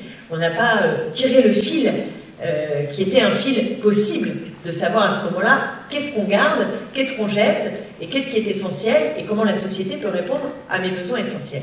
Si vous partez de ces besoins, vous avez un besoin, c'est le cas de le dire, d'un haut niveau démocratique, puisque pour définir ces besoins, il faut qu'on ait de grands débats et des débats permanents et que ces questions puissent être tranchées collectivement. Ça, c'est comme très important de le dire. Donc, ça suppose ce haut niveau de démocratie et ça suppose également qu'on mette l'appareil productif au service de ces besoins et non pas l'inverse. C'est-à-dire nos besoins au service de l'appareil productif. Ce qui est exactement ce qui se passe aujourd'hui avec le système capitaliste. Parce que le capitalisme, pour s'accroître, il a évidemment les salaires, donc ça y va, et puis ensuite, il lui faut bien d'autres leviers pour pouvoir accroître la rente du capital, c'est-à-dire les profits, et pour le faire, qu'est-ce qu'il fait? Il vous crée des désirs qui sont des désirs qu'il construit pour que vous puissiez continuer à alimenter la machine. Donc c'est ça que le service public, que la logique, besoin, service public pour y répondre, peut en fait entamer, profondément entamer. Et je pense qu'on a d'ailleurs des points d'appui de ce point de vue, puisque à chaque fois que le secteur lucratif s'occupe d'un territoire, d'un espace, de quelque chose qui a à voir avec nos besoins essentiels, on se rend compte que c'est une catastrophe. Les EHPAD, bon, le scandale Orpea est là pour nous dire que c'est une catastrophe. Tout récemment, vous avez vu peut-être le prix du berceau pour les crèches. C'est même topo. C'est-à-dire que même topo, ce sont des bébés qu'on retrouve avec, comme il faut faire des marges, avec moins de couches, avec des repas qui sautent, en état de maltraitance, avec des personnels qui ne sont pas formés, parce que l'objectif n'est pas d'apporter une réponse à un besoin, l'objectif est d'être dans un secteur qui dégage des bénéfices et des profits. Donc à partir de là, forcément, la réponse aux besoins essentiels, puisqu'il faut de la rentabilité et générer du profit, eh bien, vous aboutissez à des situations qui sont littéralement inhumaines. Et donc qui de mieux, quelque part, que le service public pour faire le service public du 4e âge, ou pour faire le service public de la petite enfance, pour que ça marche correctement, que ça réponde aux besoins et qu'on ne soit pas dans des tragédies d'inhumanité. Donc ce besoin de service public, il me paraît tout à fait fondamental, et non seulement il faut qu'on arrive à consolider ce qui existe, faire en sorte que nos hôpitaux tiennent debout, se développent, qu'il y en ait partout, que les écoles, pareil, soient debout partout, que nos transports se développent, surtout au moment où on a le réchauffement climatique. Je veux dire, la question des transports, la SNCF est en train de nous perdre, hein, alors qu'il faudrait développer le ferroviaire et qu'il soit davantage attractif. Si quand vous avez une famille, moi c'est mon cas, j'ai une famille nombreuse, quand je pars en vacances, je ne peux pas prendre le train. Je veux dire, on est 6, c'est pas possible en fait. On a une grande voiture, on prend la voiture parce que c'est délirant de prendre le train. C'est au-delà de pas compétitif. C'est juste inaccessible. Donc il y a quelque chose qui ne tourne évidemment pas rond. Et le fait que l'avion puisse être parfois moins cher que de prendre le train, on se dit vraiment, on marche sur la tête, quoi. Vraiment marche sur la tête. Donc il faudrait là aussi une logique de service public. Et ça, presque, j'ai envie de vous dire, c'est les espaces les plus évidents sur lesquels on se bat pour le service public. Mais je pense que le moment est venu aussi de réfléchir à de nouveaux services publics auxquels on n'a pas pensé. J'ai dit 4e âge, petite enfance, mais je vais prendre un exemple qui est celui du jour, puisqu'on est allé voir un agriculteur tout à l'heure, dans une ferme qui a été touchée par les intempéries de début novembre, dans la campagne. Et ce qu'il nous a raconté, donne à voir qu'il y a quelque chose qui ne tombe pas rond. L'assurance. L'assurance vient et l'assurance dit bah non, on ne peut rien. Non, on ne peut rien faire. Alors il a toutes ces serres qui sont complètement ravagées, il en a 6, donc je ne vous fais pas un dessin sur ce que ça signifie pour lui, mais son assurance ne peut rien. Bon, bah, typiquement, pour ce genre de choses, comment est-il pensable qu'on n'ait pas un système public assurantiel qui permette d'avoir des réponses dans ce type de catastrophe pour que notre agriculture bio ne soit pas effondrée dès lors qu'on a un problème de dérèglement climatique qui crée des problèmes en chaîne, la sécheresse, la tempête, etc., etc. Donc il y a plein d'endroits, je pense également au numérique. Le numérique, pourquoi est-ce qu'on décide que tout ça, que tous ces espaces-là, ils sont laissés au privé? Ça se discute quand même les GAFA. Est-ce qu'il n'y a pas à imaginer un grand service public du numérique? Je ne vais pas faire toute la liste, on le sait, il y a le service public de l'eau, je pense que c'est une thématique qui sait beaucoup faire, le pôle public de l'énergie, on l'a dit aussi pas mal. Et en fait, il faut étendre le domaine qui est du ressort du bien commun. C'est la logique de bien commun, vous voyez, c'est-à-dire des espaces qui sont non lucratifs et qui servent nos besoins et sur lequel l'usager, à mon sens, et c'est là où on a aussi à progresser, à ne pas être seulement défensif, c'est-à-dire à mieux penser la place des usagers dans ces espaces-là, parce que les usagers font partie aussi de ceux qui peuvent bien définir comment on va tracer. Moi, je prends un exemple qui me parle chez moi, mais peut-être chez vous c'est pareil. Nous, on va créer des nouvelles lignes de RER, mais comme vous, il pourrait y avoir des lignes de bus, des lignes de train, savoir comment on les dessine. Bon, demander aux usagers, mettre en discussion ces histoires-là avec ceux qui, concrètement, vont les prendre, c'est pas du tout absurde pour dessiner des tracés. Pas du tout absurde. Donc les usagers, il faut les mettre dans le coup. Et les salariés du service public, il faut aussi arrêter de leur importer le New Public Management. Je ne sais pas s'il y a des agents du service public ici, dans cette salle à qui ça risque de parler.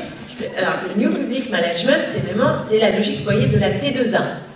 C'est-à-dire qu'au lieu de faire son métier, on passe son temps à être soumis à remplir des formulaires, mais c'est vrai dans l'hôpital avec la T2A, mais je rencontrais l'autre jour un service de psy, une unité de psy pour adolescents, et en fait, au lieu d'être devant les adolescents à régler leurs problèmes, à discuter avec eux, ils sont devant des fiches où il faut sans cesse qu'ils évaluent, en plus des trucs très compliqués à évaluer, parce que vous voyez, c'est pas toujours évident quand vous êtes psy, de remplir des cases pour savoir exactement où en est, enfin d'évaluer la rentabilité de votre activité quand vous avez passé 1 heure avec un jeune. Est-ce que vous êtes capable d'évaluer si cette heure a été absolument rentable, moins rentable?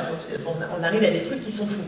Et donc vous avez des gens qui en ce moment dans le service public sont malheureux d'abord parce qu'ils n'ont plus suffisamment de moyens pour faire leur travail correctement, d'où les burn-out, d'où ceux qui démissionnent, d'où le fait qu'on n'arrive plus à trouver tous les agents dont on a besoin, même quand, enfin, en particulier à l'hôpital, c'est une des situations les plus flagrantes, mais tu en parlais pour les inspecteurs du travail, et en fait ça génère dans beaucoup d'endroits chez les profs, les profs de maths, il n'y en a plus, enfin il y en a plein, hein, notamment les profs de français, les profs d'histoire, ça commence à être limite. Donc s'il y a un problème, on parle souvent de l'attractivité, mais pour que ce soit attractif, d'abord il faut payer correctement les gens.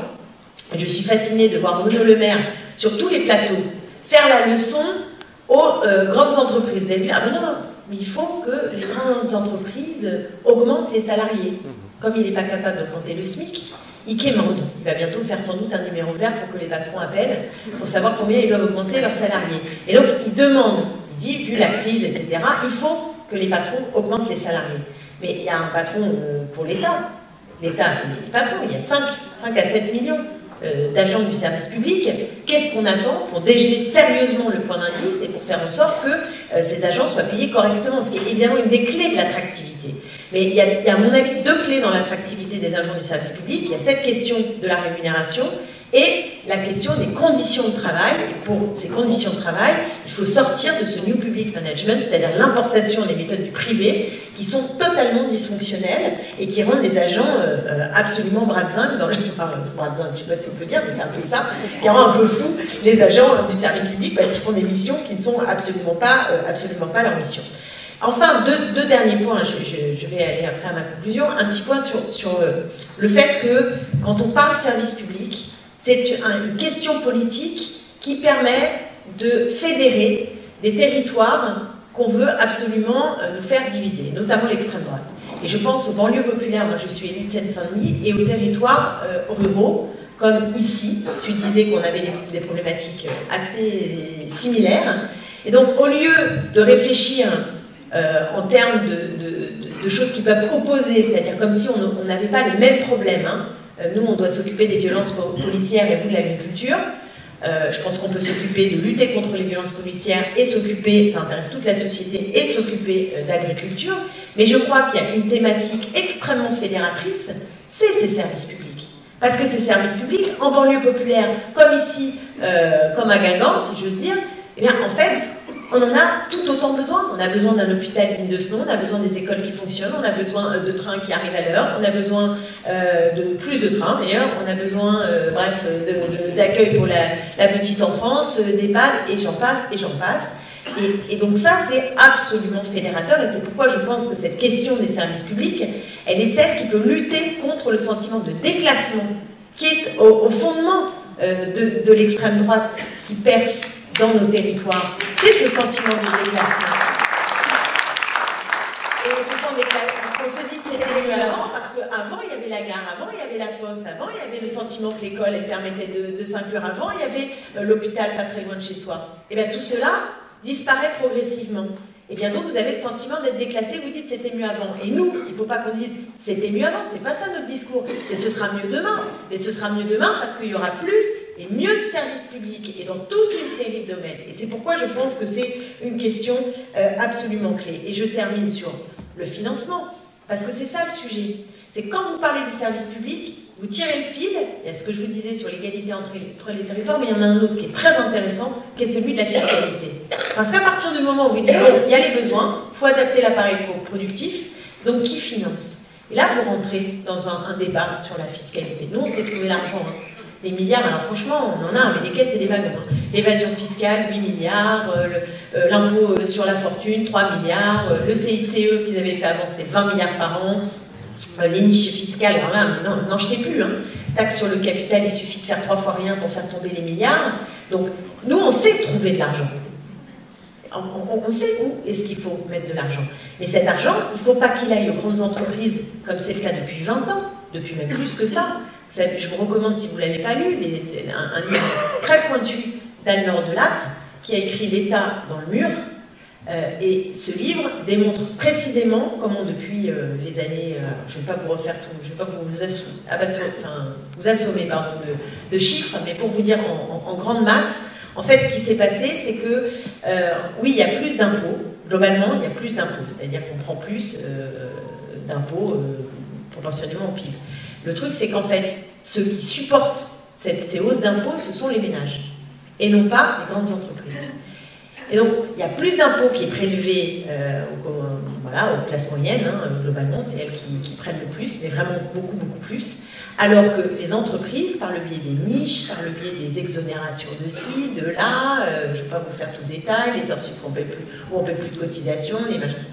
Et bien, en fait, les grandes entreprises, elles payent moins, avec une inégalité que vous connaissez, hein, c'est que plus on a une petite entreprise, moins on est, plus on est taxé. Plus elle est grande, moins on est taxé. Ça, c'est quand même des chiffres.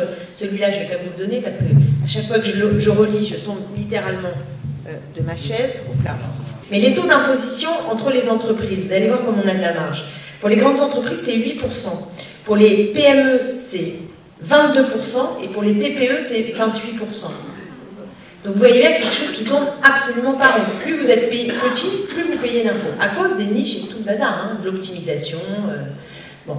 Donc ça, typiquement, ça ne va pas. Donc, plus les 14 tranches que nous, on veut créer, qui permet, là on en a 4, si vous en créez 14, vous avez évidemment quelque chose de plus évolutif et qui permet aussi de mieux pondérer. Mais les gens, si ils payent plus d'impôts, comme c'est le cas les ménages, mais que les services publics vont de moins en moins bien, comment voulez-vous que les gens ne soient pas hyper en colère et n'aient plus envie de payer des impôts? Faut pas être, c'est logique en fait. Donc, réhabiliter l'impôt, ça passe par arrêter de donner à fond perdu à des grands groupes qui font des profits, qui n'ont aucun respect pour des normes sociales minimales, pour les normes environnementales. Il n'y a aucun critère. On donne à perte, absolument à perte, les crédits impôt recherche, les ci, les là, etc., à perte. Et pendant ce temps-là, ceux qui payent, c'est la majorité de la population et qui n'a pas l'impression d'en avoir pour son argent, puisque tous les biens communs sont en train de se détériorer. Et donc c'est pourquoi je dis que cette question des services publics est une question qui, à mon sens, doit devenir au cœur de notre projet politique, parce qu'il tire des fils essentiels qui permettent de recoudre et de faire de la solidarité, notamment entre des populations que l'extrême droite veut diviser, mais aussi de redonner du sens à l'impôt, de redonner du sens au bien commun, et de dire au fond ce qu'est notre logique globale, qui permet d'avoir des incursions dans la propriété privée, et de dire qu'on ne peut pas simplement augmenter les salaires individuellement, mais attribuer dès le départ des choses, de façon universelle pour tout le monde. Et ça, je pense que c'est quand même la logique qui est celle que nous défendons avec l'humain d'abord, avec le partage des richesses, avec le partage des pouvoirs, avec le partage des savoirs et aussi le partage des temps de la vie, parce que tout ce qu'on va réfléchir autour des services publics, ça va permettre de dessiner une société qui nous permet tout simplement de vivre mieux.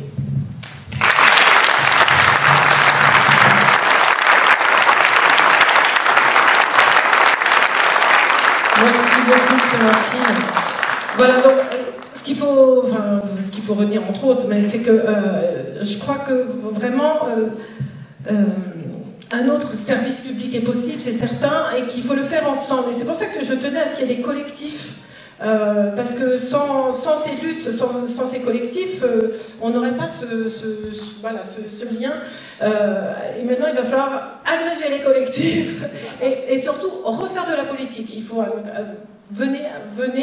il faut s'engager dans les collectifs comme ça. C'est pas politique, hein, soi-disant, mais en fait, si, c'est très politique. Donc, faites de la politique. Merci. Alors, je sais qu'il y a le collectif, justement, un autre collectif, le collectif du Collège de Corlay, mais je ne vous vois pas, je ne sais pas où est-ce que vous êtes. Si vous pouvez venir, vous venez ou on vous monte un micro comme vous voulez. On peut monter un micro. parce que je tiens quand même à ce que vous vous exprimiez sur ce qui se passe pour le collège de Corlay, surtout que je sais que vous êtes en mobilisation ce week-end. On ne vous voit pas, nous. Parce que,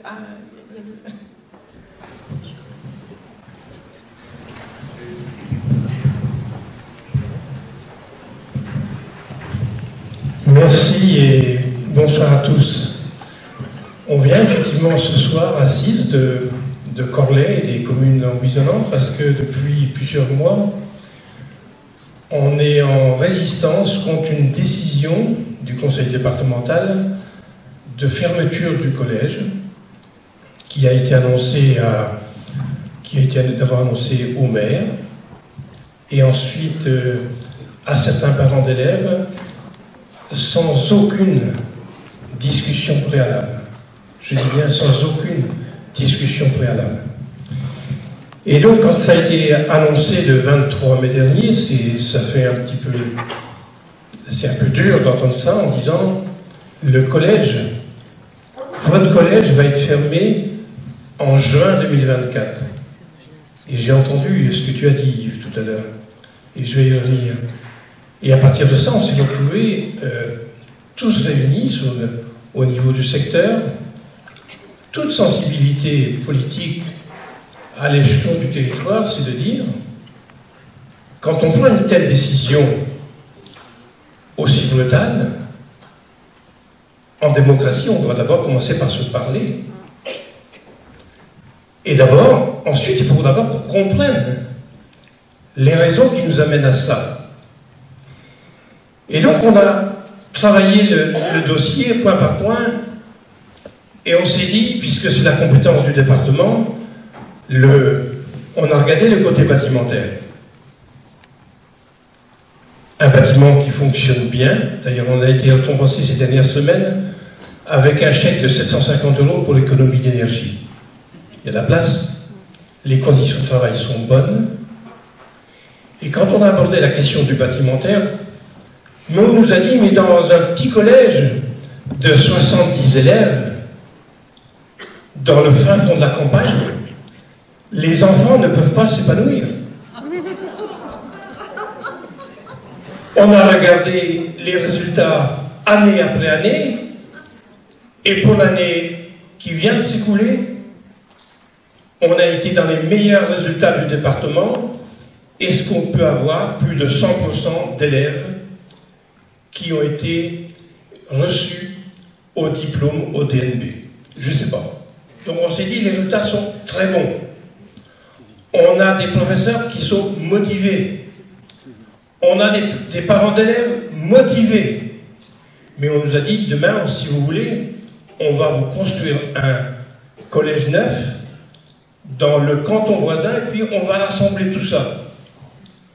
Mais avant de commencer à parler de construction, on propose d'envoyer les enfants des collèges de Corlay et de Saint-Nicolas dans une zone, j'allais dire une zone qui va devenir une zone industrielle de déconstruction et de construction pendant 3 ans.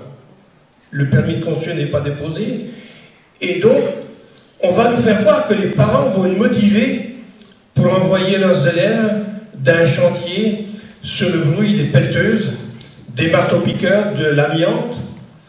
Et qu'est-ce qu'on a vu 3 mois après le mois de juin, au mois de septembre? Eh bien, on voit déjà que les choses s'organisent autrement. Les parents font le choix d'envoyer leurs élèves, je ne vais pas dire pour la majorité, pour la quasi-totalité, dans les lycées privés du secteur. Alors ça nous fait doublement mal, parce que les résultats sont bons, parce que les conditions d'accueil sont bonnes et parce que les gens sont motivés. Ce qui nous fait mal aujourd'hui, c'est que dans nos zones rurales, qu'on voudrait nous traiter comme abandonnés, on veut effectivement respecter, on veut qu'on discute avec nous. Et depuis des mois que nous nous mobilisons, nous avons, j'allais dire, le soutien de tous. Merci Muriel de nous avoir reçus à l'Assemblée nationale. Merci. Et tu as entraîné avec toi l'ensemble des parlementaires de ce département, dont le dernier il y a 2 jours, à nous soutenir. l'intercommunalité LCBC nous soutient à l'unanimité. Vous avez vu dans la presse que l'Association des maires de France au niveau du département nous soutient. Le Conseil départemental de l'enseignement national réuni, on va me dire, c'est une décision à titre consultatif. 16 voix pour maintenir le collège, 3 voix pour la fermeture. 4 voix pour la fermeture, pardon, je fais comme une grosse erreur, et 3, je vais dire, vote nul. Donc, ce qui veut dire qu'on a une totale majorité, on a même, je dois vous livrer une confidence, parce qu'on a un département qui est présidé par la gauche. C'est ça qui nous fait aussi très mal. Si c'était la droite, on dit, ma foi, on sait où on met la gauche, que la gauche fasse ça.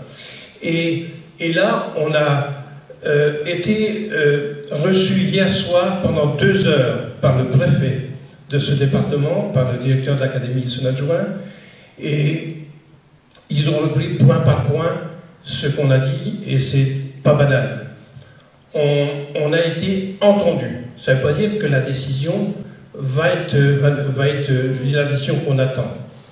Mais ce qui est quand même incroyable, c'est que nous avons invité tous les conseillers et conseillères de ce département à venir discuter, accorder, et on leur a offert un niveau d'accueil et d'explication. Il y a une seule conseillère de gauche, une seule, qui n'est pas très loin d'ici, qui est venue écouter, et elle, comme elle a compris, elle nous soutient. Lundi, et s'abstiendra. Donc ce que nous voulons, ce que nous avons dit hier au préfet, évitez de nous envoyer, évitez qu'on aille au tribunal. On n'a pas envie mardi de saisir le tribunal administratif. Quand on va au tribunal, c'est qu'on a échoué avant. Ça veut dire qu'on veut une société de dialogue. On veut que sur notre territoire, s'il y a un projet, s'il y a des choses à modifier, qu'on les porte ensemble dans le dialogue. On a expliqué ça. On a expliqué ça au préfet hier soir. Et je termine là-dessus. Dimanche et lundi, pendant cette section exceptionnelle, nous allons nous mobiliser devant place de la préfecture à Saint-Brieuc pour expliquer ce que nous vivons. Parce que nous savons qu'il y a 6 collèges qui sont, je vais dire, dans la liste de ceux qu'on va supprimer. Et quand on demande pourquoi on supprime notre collège, la réponse d'un banquier président, c'est parce qu'on est le plus petit. Et quand ce plus petit va être fermé, ce sera l'autre plus petit qu'on va fermer. C'est cette logique infernale qu'il faut arrêter. Donc dimanche, on va se mobiliser place de la Grille, dans la non-violence bien sûr. Il y aura un accueil, on va expliquer, et on reviendra lundi pendant la session, à partir de 14h, devant le conseil départemental, et on vous invite à venir nous soutenir parce qu'il y a des collèges dans votre secteur qui sont aussi menacés. Et si, ici dans cette salle, il y a des conseillères et des conseillers départementaux, on veut bien prendre un temps de discussion tout à l'heure dans le hall. Il faut absolument qu'on se parle. C'est pas vous n'avez pas à voter pour une consigne de vote. Vous votez pour, je dis, une décision qui est impactante. Donc merci de nous donner la parole, et vraiment, on a envie de réussir ce combat, mais ce combat dans le dialogue, mais pas devant un tribunal. Merci.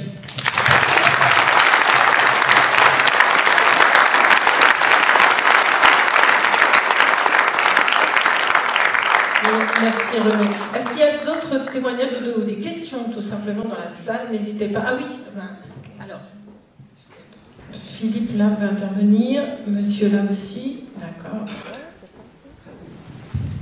Oui, moi je trouve que ce débat est nécessaire, comme l'a dit Clémentine, et je crois effectivement qu'on a la clé là pour avancer. Et la clé pour avancer, c'est aussi de savoir tirer le bilan des privatisations dans ce pays, qui date d'un certain nombre d'années, pour mieux mesurer les conséquences, parce que lorsqu'on privatise un service public, au départ, il n'y a pas de conséquences. Mais 10, 15 ans, 20 ans, 25 ans après, on aperçoit le désastre Et quand on aperçoit les as, il faut revenir aux sources. Et je dis ça parce que j'étais salarié d'Orange, anciennement France Télécom. Je vais vous en parler en quelques mots. Lorsque nous travaillions à France Télécom, il y en avait quelques-uns dans la salle, lorsqu'il y avait une panne chez un abonné, il fallait réparer l'abonné sous 48 heures. Vous avez bien entendu, 48 heures, sous peine de sanction. C'était comme ça que ça fonctionnait. Et il y avait, parce que tout à l'heure, on a parlé de recettes. Alors je rappelle quand même que France Télécom a été privatisée en 1997 sous le gouvernement Jospin. Et la gauche qui venait d'arriver au pouvoir a appliqué la loi de M. Fillon de privatisation de France Télécom. Mais avant, personne ne le sait dans la salle, il y avait un budget général, il y avait un budget annexe des PTT. Et les recettes liées notamment aux consommations téléphoniques étaient reversées en partie dans le budget général pour faire face à d'autres besoins. Donc je pense que là, on s'est privé de ressources, c'est-à-dire qu'on a vendu les bijoux de famille, ce qui a fait dire à certains, oh, 97-2002, l'État, on avait de l'argent de partout. Mais l'argent de quoi? L'argent des privatisations. Et aujourd'hui, donc on n'a plus ces recettes. Aujourd'hui, c'est l'actionnaire qui bénéficie de ces largesses et de l'argent au niveau d'Orange. Et quand on voit, et on l'a vu avec la tempête, l'état du réseau téléphonique, les poteaux sont par terre, les câbles sont par terre, et nos grands technocrates ont décidé, faut le faire, de mettre de la fibre optique sur des poteaux pourris. Mais dans quel monde vit-on? Il faut changer effectivement tout ça et reconquérir des services publics. Je crois qu'il ne faut pas se limiter à la défense, mais être très à l'offensive pour la reconquête.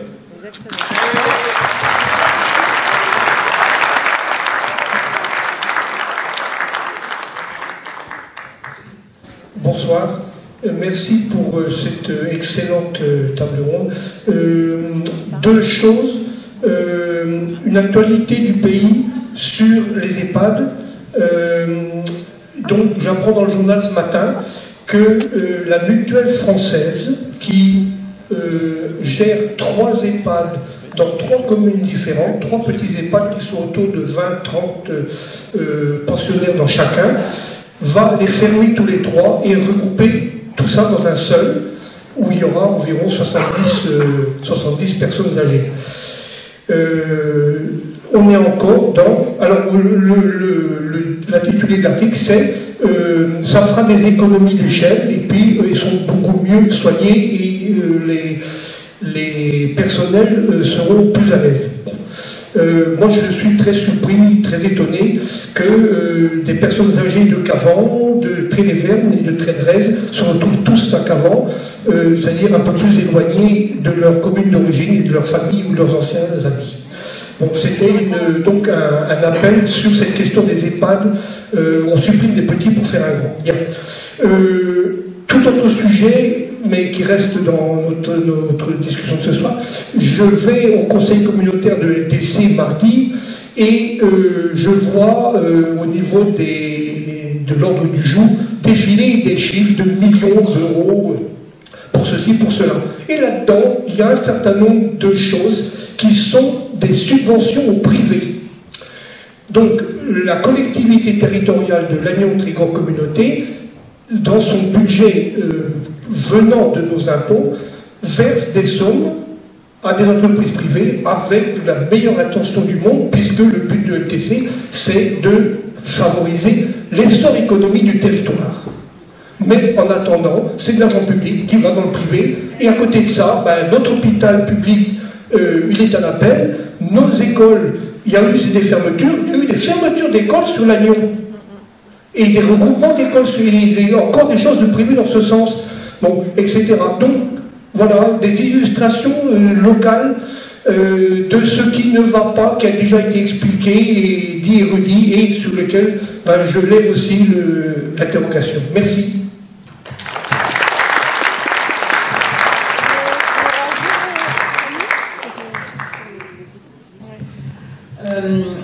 Sur la question des EHPAD, c'est vrai que l'ARS, l'Agence régionale de santé, essaie de nous convaincre les uns après les autres qu'on a intérêt à avoir des outils plus grands, etc., parce qu'on fera des économies d'échelle. Alors, il y a sans doute des tailles critiques, mais en tout cas, moi je sais que pour celui de Plouarec, par exemple, qui fait 57 places, il fonctionne très bien. Et pourtant, l'ARS nous dit, vous devriez chercher à fusionner avec un autre. Voilà. Et on sait, puisqu'en fait, aujourd'hui, on a juste constaté que les EHPAD qui avaient grossi, qui avaient accepté cette logique de fusion, en fait, dans l'état actuel, en fait, ils font juste des plus gros déficits. Donc ça ne sert à rien de ce point de vue-là. Donc du coup, bon, voilà, la logique, la mutualité, elle pense encore. J'ai d'ailleurs eu des discussions avec son directeur départemental et le directeur départemental qui s'occupe de la branche vieillesse pour lui dire, je crois qu'on n'a pas la même vision du service et des EHPAD aujourd'hui. Donc voilà, bon, après c'est ça sa logique. Voilà, c'est pas nécessairement la logique des EHPAD publics territoriaux.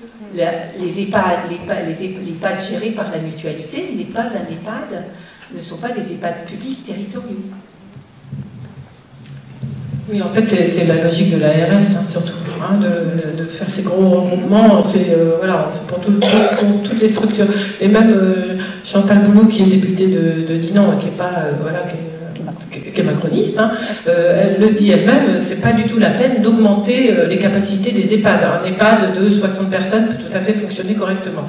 Donc là, non, c'est vraiment la logique de l'ARS, on ne part pas encore une fois des besoins. Quant aux subventions privées, là, bon, je ne suis pas au courant, je ne sais pas exactement ce qu'il en était, mais c'est surtout savoir est-ce que ces subventions, elles sont conditionnées.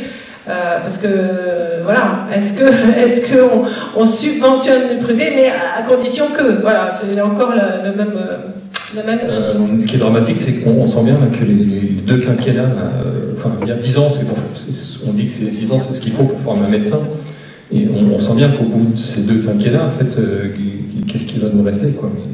Ils avaient tout le temps qu'il fallait pour répondre aux besoins, et ils ont fait exactement le contraire. Donc ça fait très très peur. Je pense au cas, nous, des sages-femmes qu'on a persuadées d'aller ailleurs parce qu'il n'y avait pas d'avenir chez nous, donc ça c'est une façon insidieuse de faire les choses. Je pense au fait qu'il n'y a pas de pénurie de sages-femmes. On a Christophe Prudhomme qui est venu il y a quelques temps là, chez nous à Guingamp, et comme il disait, c'est une des professions où il n'y a pas de pénurie. S'il y a une pénurie à Guingamp, c'est qu'on a fait en sorte qu'elle ne vienne pas ou qu'elle ne reste pas. Donc déjà, cette volonté de nuire là, des ARS, déjà, je pense que ça c'est des gens qu'il faut dégommer, c'est clair. C'est pas des interlocuteurs, contrairement à ce que pensent les élus de GPA. L'ARS, ce ne sont pas des interlocuteurs, ce sont des tueurs. Donc voilà. Donc concernant...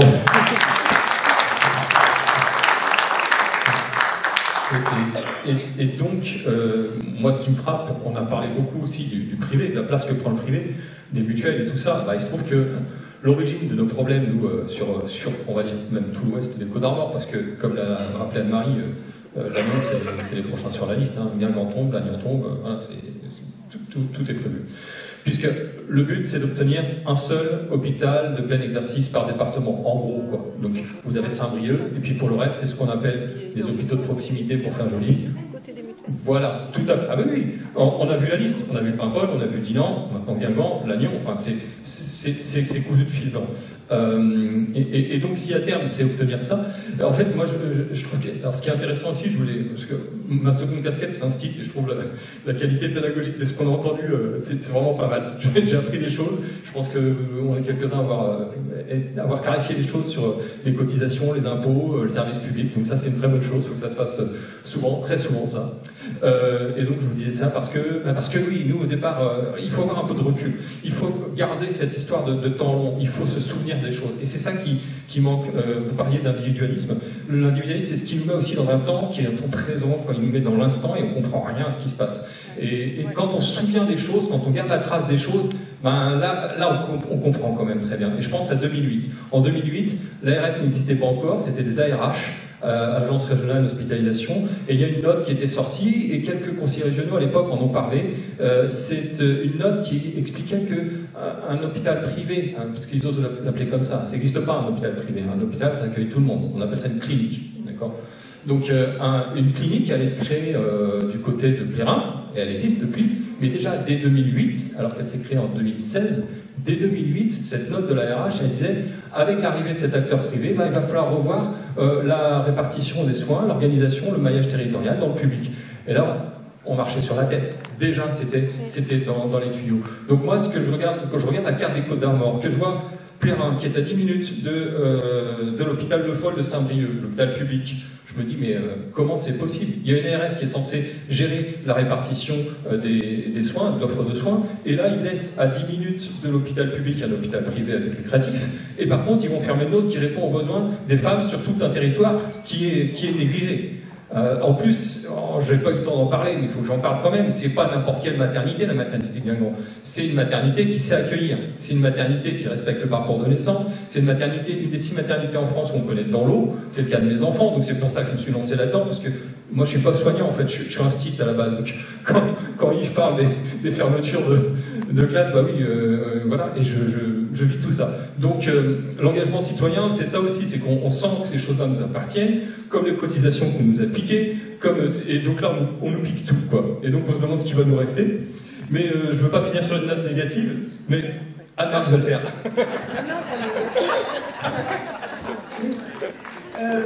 Non, je ne vais pas parler de quelque chose de négatif, mais par contre, je voudrais alerter sur des éléments de langage. Alors moi aussi, j'ai été enseignante, mais j'ai été aussi infirmière au moment, donc je suis passée de l'infirmière à professeur des écoles, au moment où la baisse des infirmières a commencé.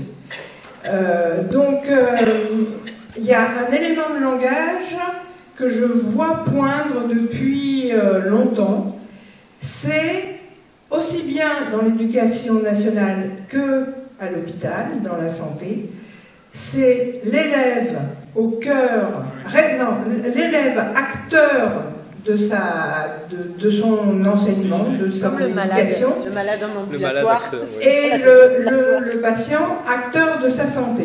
Et qu'est-ce qu'on voit là-dessus en réalité? C'est que les services proposés sont en baisse. Il y a moins d'enseignants, il y a moins de soignants, il y a moins de classes, il y a moins de lits, il y a moins d'offres d'éducation. Ça commence à devenir la catastrophe. On regroupe les spécialités pour les profs.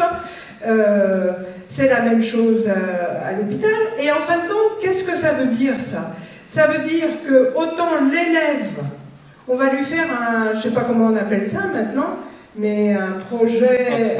Un parcours. Oui, mais le parcours, mais quand l'élève ne va pas, ça s'appelle comment? Un projet... un plan, un PPRE. Un PPRE, voilà. Donc on va lui faire un PPRE, et le pauvre gamin qui a CE1, CE2, il est obligé de signer son contrat. Mais comment est-ce qu'on peut, à 6-7 ans, signer quelque chose et être responsable de ce qu'on ne nous donne pas?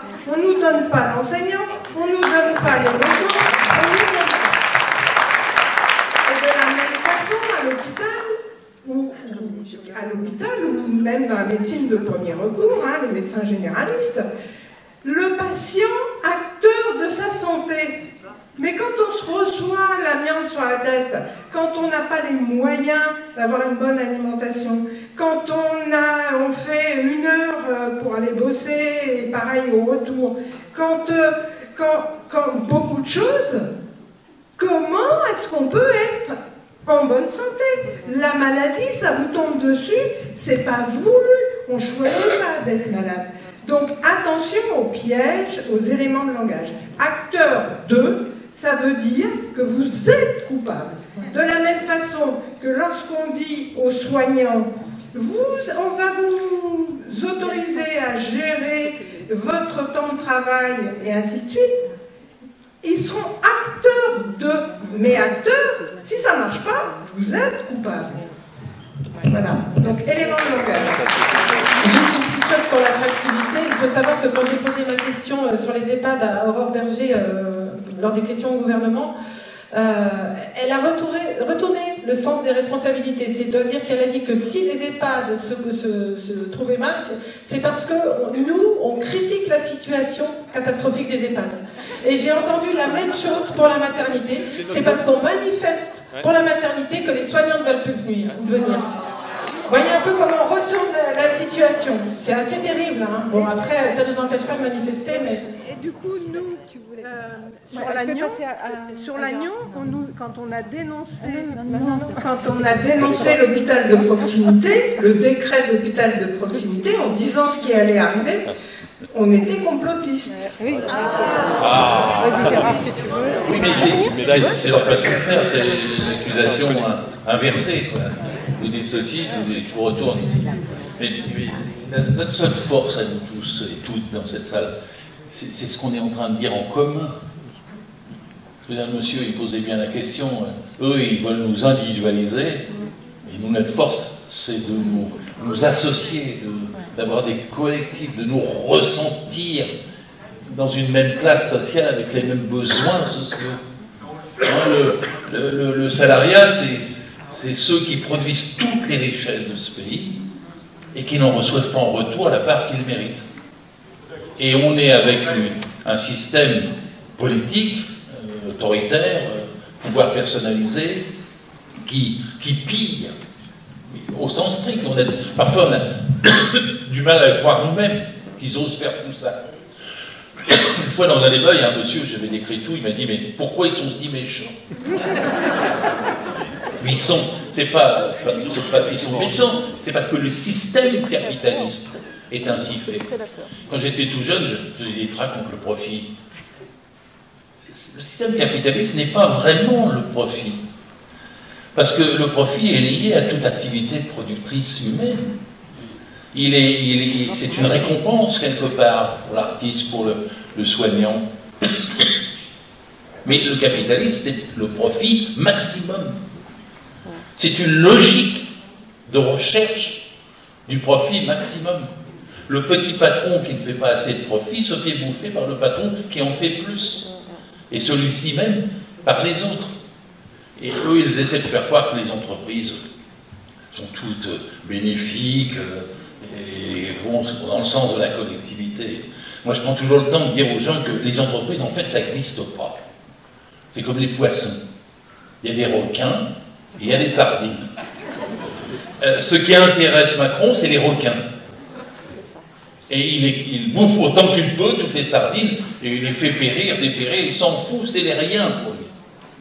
Et il pense que seuls les requins vont l'emporter en France, dans le monde. Et nous n'avons que le collectif à opposer. C'est pour ça que je parle si souvent de salariat, parce que souvent on dit, ouais, les classes populaires. Je vais vous dire en confidence, je ne sais pas ce que c'est les classes. Pourquoi il y a un S? Ceux qui disent les classes populaires, combien il y en a? En fait, il n'y en a qu'une. Ceux qui sont salariés, 90% des actifs. Et faites attention parce que 90% mon chiffre datait d'un peu d'avant Macron. Et oui, on est sans doute descendu à 89, 88, peut-être 87% des actifs salariés. Il fait reculer le salariat qui a mis un siècle pour se construire et qui, en gagnant ses statuts, inaugure une société future possible. Parce que, moi, quand on parle de 6e République, comme ça a été... dans les institutions, on n'a pas discuté du contenu, mais moi, je suis pour un Parlement social. Sénat, non. Conseil économique, non. Encore peut-être pour les collectivités territoriales. Puis l'Assemblée nationale. Mais quand on a un budget de 850 milliards, il faut un Parlement qui corresponde à ça, qui soit élu par ceux, comme je l'ai dit tout à l'heure, par les assurés, par les salariés, etc. Et le salariat, c'est ce que nous avons en commun, sans oser le dire souvent. Il y a des gens qui disent, oui, mais attends, le salarié, il est riche. Ouais, il y a 1% des gens qui gagnent beaucoup en tant que salariés et qui trichent. De toute façon, on est pour, dans le programme de la NUPES, on est pour un salaire maximal à 20 fois le SMIC. C'est très important, cette question. Parce que si vous dites, si vous arrivez à faire gagner dans les esprits du salariat, qu'il doit y avoir un salaire minimum et qu'il doit y avoir un salaire maximal, et à partir de ce moment-là, vous avez une autre vision du monde. Ce n'est pas possible que des gens gagnent 600 fois le SMIC. Ce n'est pas acceptable. Et là, il faut être violent, révolutionnaire, tout ce que vous voulez, ce n'est pas acceptable. Et si vous arrivez à dire qu'il y a une idée de redistribution et de partage, alors on règle tous les problèmes qu'on a. Parce que moi, je vis comme vous, je suis un fils d'aide-soignant, je suis un mari d'infirmière, mon père était cheminot sédentaire, et j'ai fait toute ma carrière, ou l'essentiel de ma carrière, avoir fait 12 boulots dans la fonction publique comme inspecteur du travail, et les services de contrôle, c'est nécessaire aussi. Parce que les services de contrôle, vous n'avez pas de loi sans contrôle. Si vous n'avez pas des services de contrôle, l'hygiène, la consommation, la concurrence, et les impôts. Si vous n'avez pas tout ça, ça fait partie de notre sujet de ce soir. Merci encore, Muriel, d'avoir fait ce plateau. Je trouve que c'était excellent. Je vous remercie aussi de m'avoir invité. Mais c'est ce sentiment-là collectif, c'est celui-là le seul qui nous fait gagner. Et c'est celui qui fait de la politique, qui fait qu'on sera pour une autre système social, pour une 6e République, je répète, contre le pouvoir personnel. Le collectif doit l'emporter contre le pouvoir personnel. La démocratie doit l'emporter contre le pouvoir personnel. Et cette démocratie-là, c'est celle qui permet à chaque service de fonctionner, dans le temps en disant l'autogestion, je m'en fous de ce terme, mais de fonctionner, c'est-à-dire à chaque niveau, small is beautiful. Hein, quand on est dans une petite unité, on fonctionne, puis toutes les communes, toutes les unités, tout ça, c'est ça qui fait une société démocratique collective, horizontalement, qui s'écoute, qui vit mieux, qui s'intègre, qui s'échange, qui ne rejette personne. Parce que bon, là, le truc des immigrés, ça commence à bien faire quand même. C'est la 7e ou 8e préoccupation des Français. Donc on nous dit, oui, mais ils viennent, ils font baisser les salaires. Mais qu'est-ce qui décide des salaires? C'est les patrons. C'est jamais un immigré qui a décidé de faire baisser le salaire de quelqu'un. C'est le patron qui s'en sert, c'est au patron qu'il faut s'en prendre, pas à l'immigré. Et je termine parce que je ne sais pas moi qui vais gagner la parole, mais merci pour tous ces échanges. Moi aussi j'ai appris. On va laisser la parole à Clémentine pour finir si elle veut bien. Il y a un monsieur qui veut parler. Pour rebondir sur ce que vient de dire Gérard Filech, moi je viens de lire un livre de Mathieu Pigasse. Mathieu Pigasse, c'est un grand banquier de la banque Lazare, qui est vraiment au cœur du système capitaliste, banquier, financier de France, et même du monde, parce que la banque Lazare, c'est mondial. Et qu'est-ce qu'il nous dit? Il nous dit que sur les 10 dernières années, les profits des entreprises ont été répartis à 68% pour les actionnaires, à 27% remis en investissement dans les entreprises et seulement à 5% pour les salariés.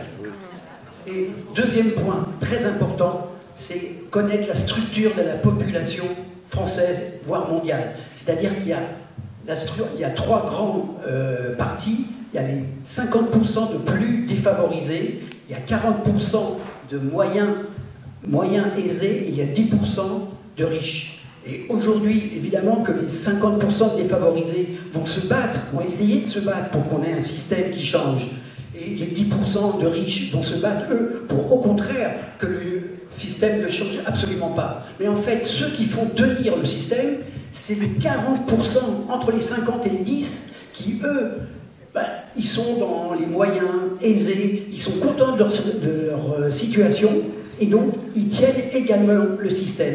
Et c'est à nous, qui faisons partie de l'une ou de l'autre, de nous battre pour que ce soit la collectivité qui gagne, et pas seulement les 10%. Merci beaucoup. On apprend beaucoup de ce soir. On va laisser le dernier mot à Clémentine, et après on pourra échanger ensemble dans le hall si vous le souhaitez. Là, ça marche? Je voulais faire remarquer qu'il y a un endroit justement où il y a un salaire maximum, c'est dans la fonction publique. C'est comme... Avec les primes, il est violé en permanence. Certes, mais il y a bien le principe.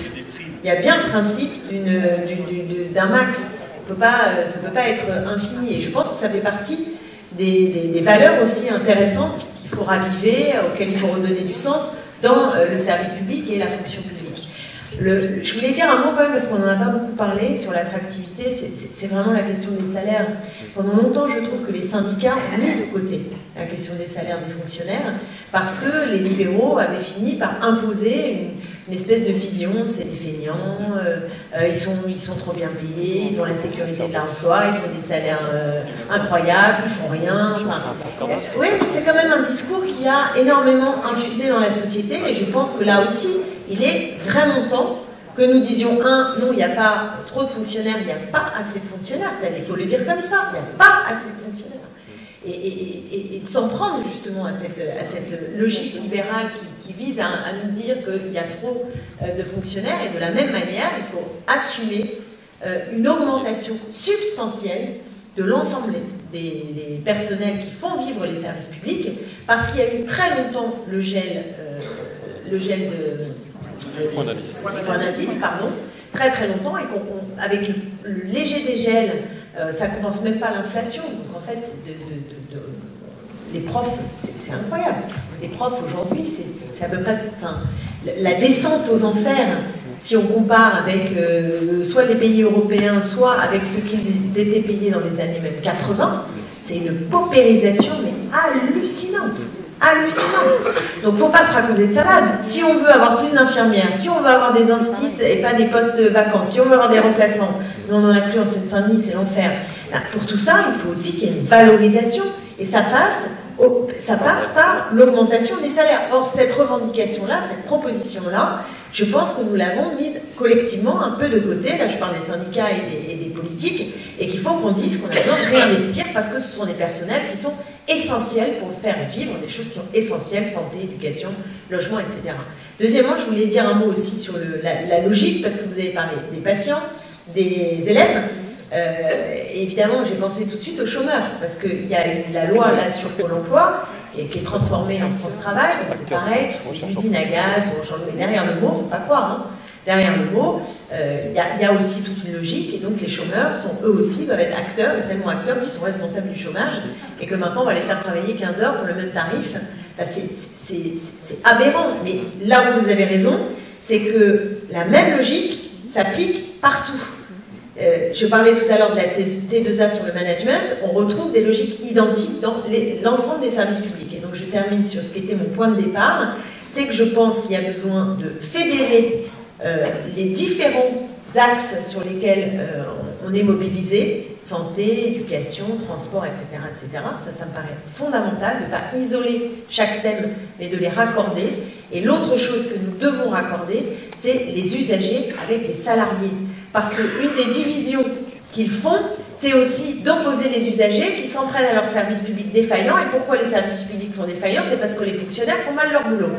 Et là, la boucle est bouclée. Là, la boucle est bouclée. Et donc, ceux qui sont les producteurs de ces services publics et ceux qui sont les bénéficiaires, les usagers de ces services publics ont en réalité un intérêt commun. Et cet intérêt commun, c'est à nous de le faire grandir et à de faire se rencontrer les collectifs de défense des services publics et donc des salariés avec les collectifs d'usagers, et qu'ensemble, on fasse monter cette idée que nous sommes les défenseurs du service public et qu'à travers ce service public, c'est tout un projet de société que nous pouvons alimenter, faire vivre au service, encore une fois, comme on le disait, ce sera un des maîtres mots de la fin, du bien commun. Voilà. Tout ça au sein d'une dizaine de minutes. Merci beaucoup. Je crois qu'on peut s'arrêter là et puis continuer ensemble, voilà, dans le hall, en tête à tête.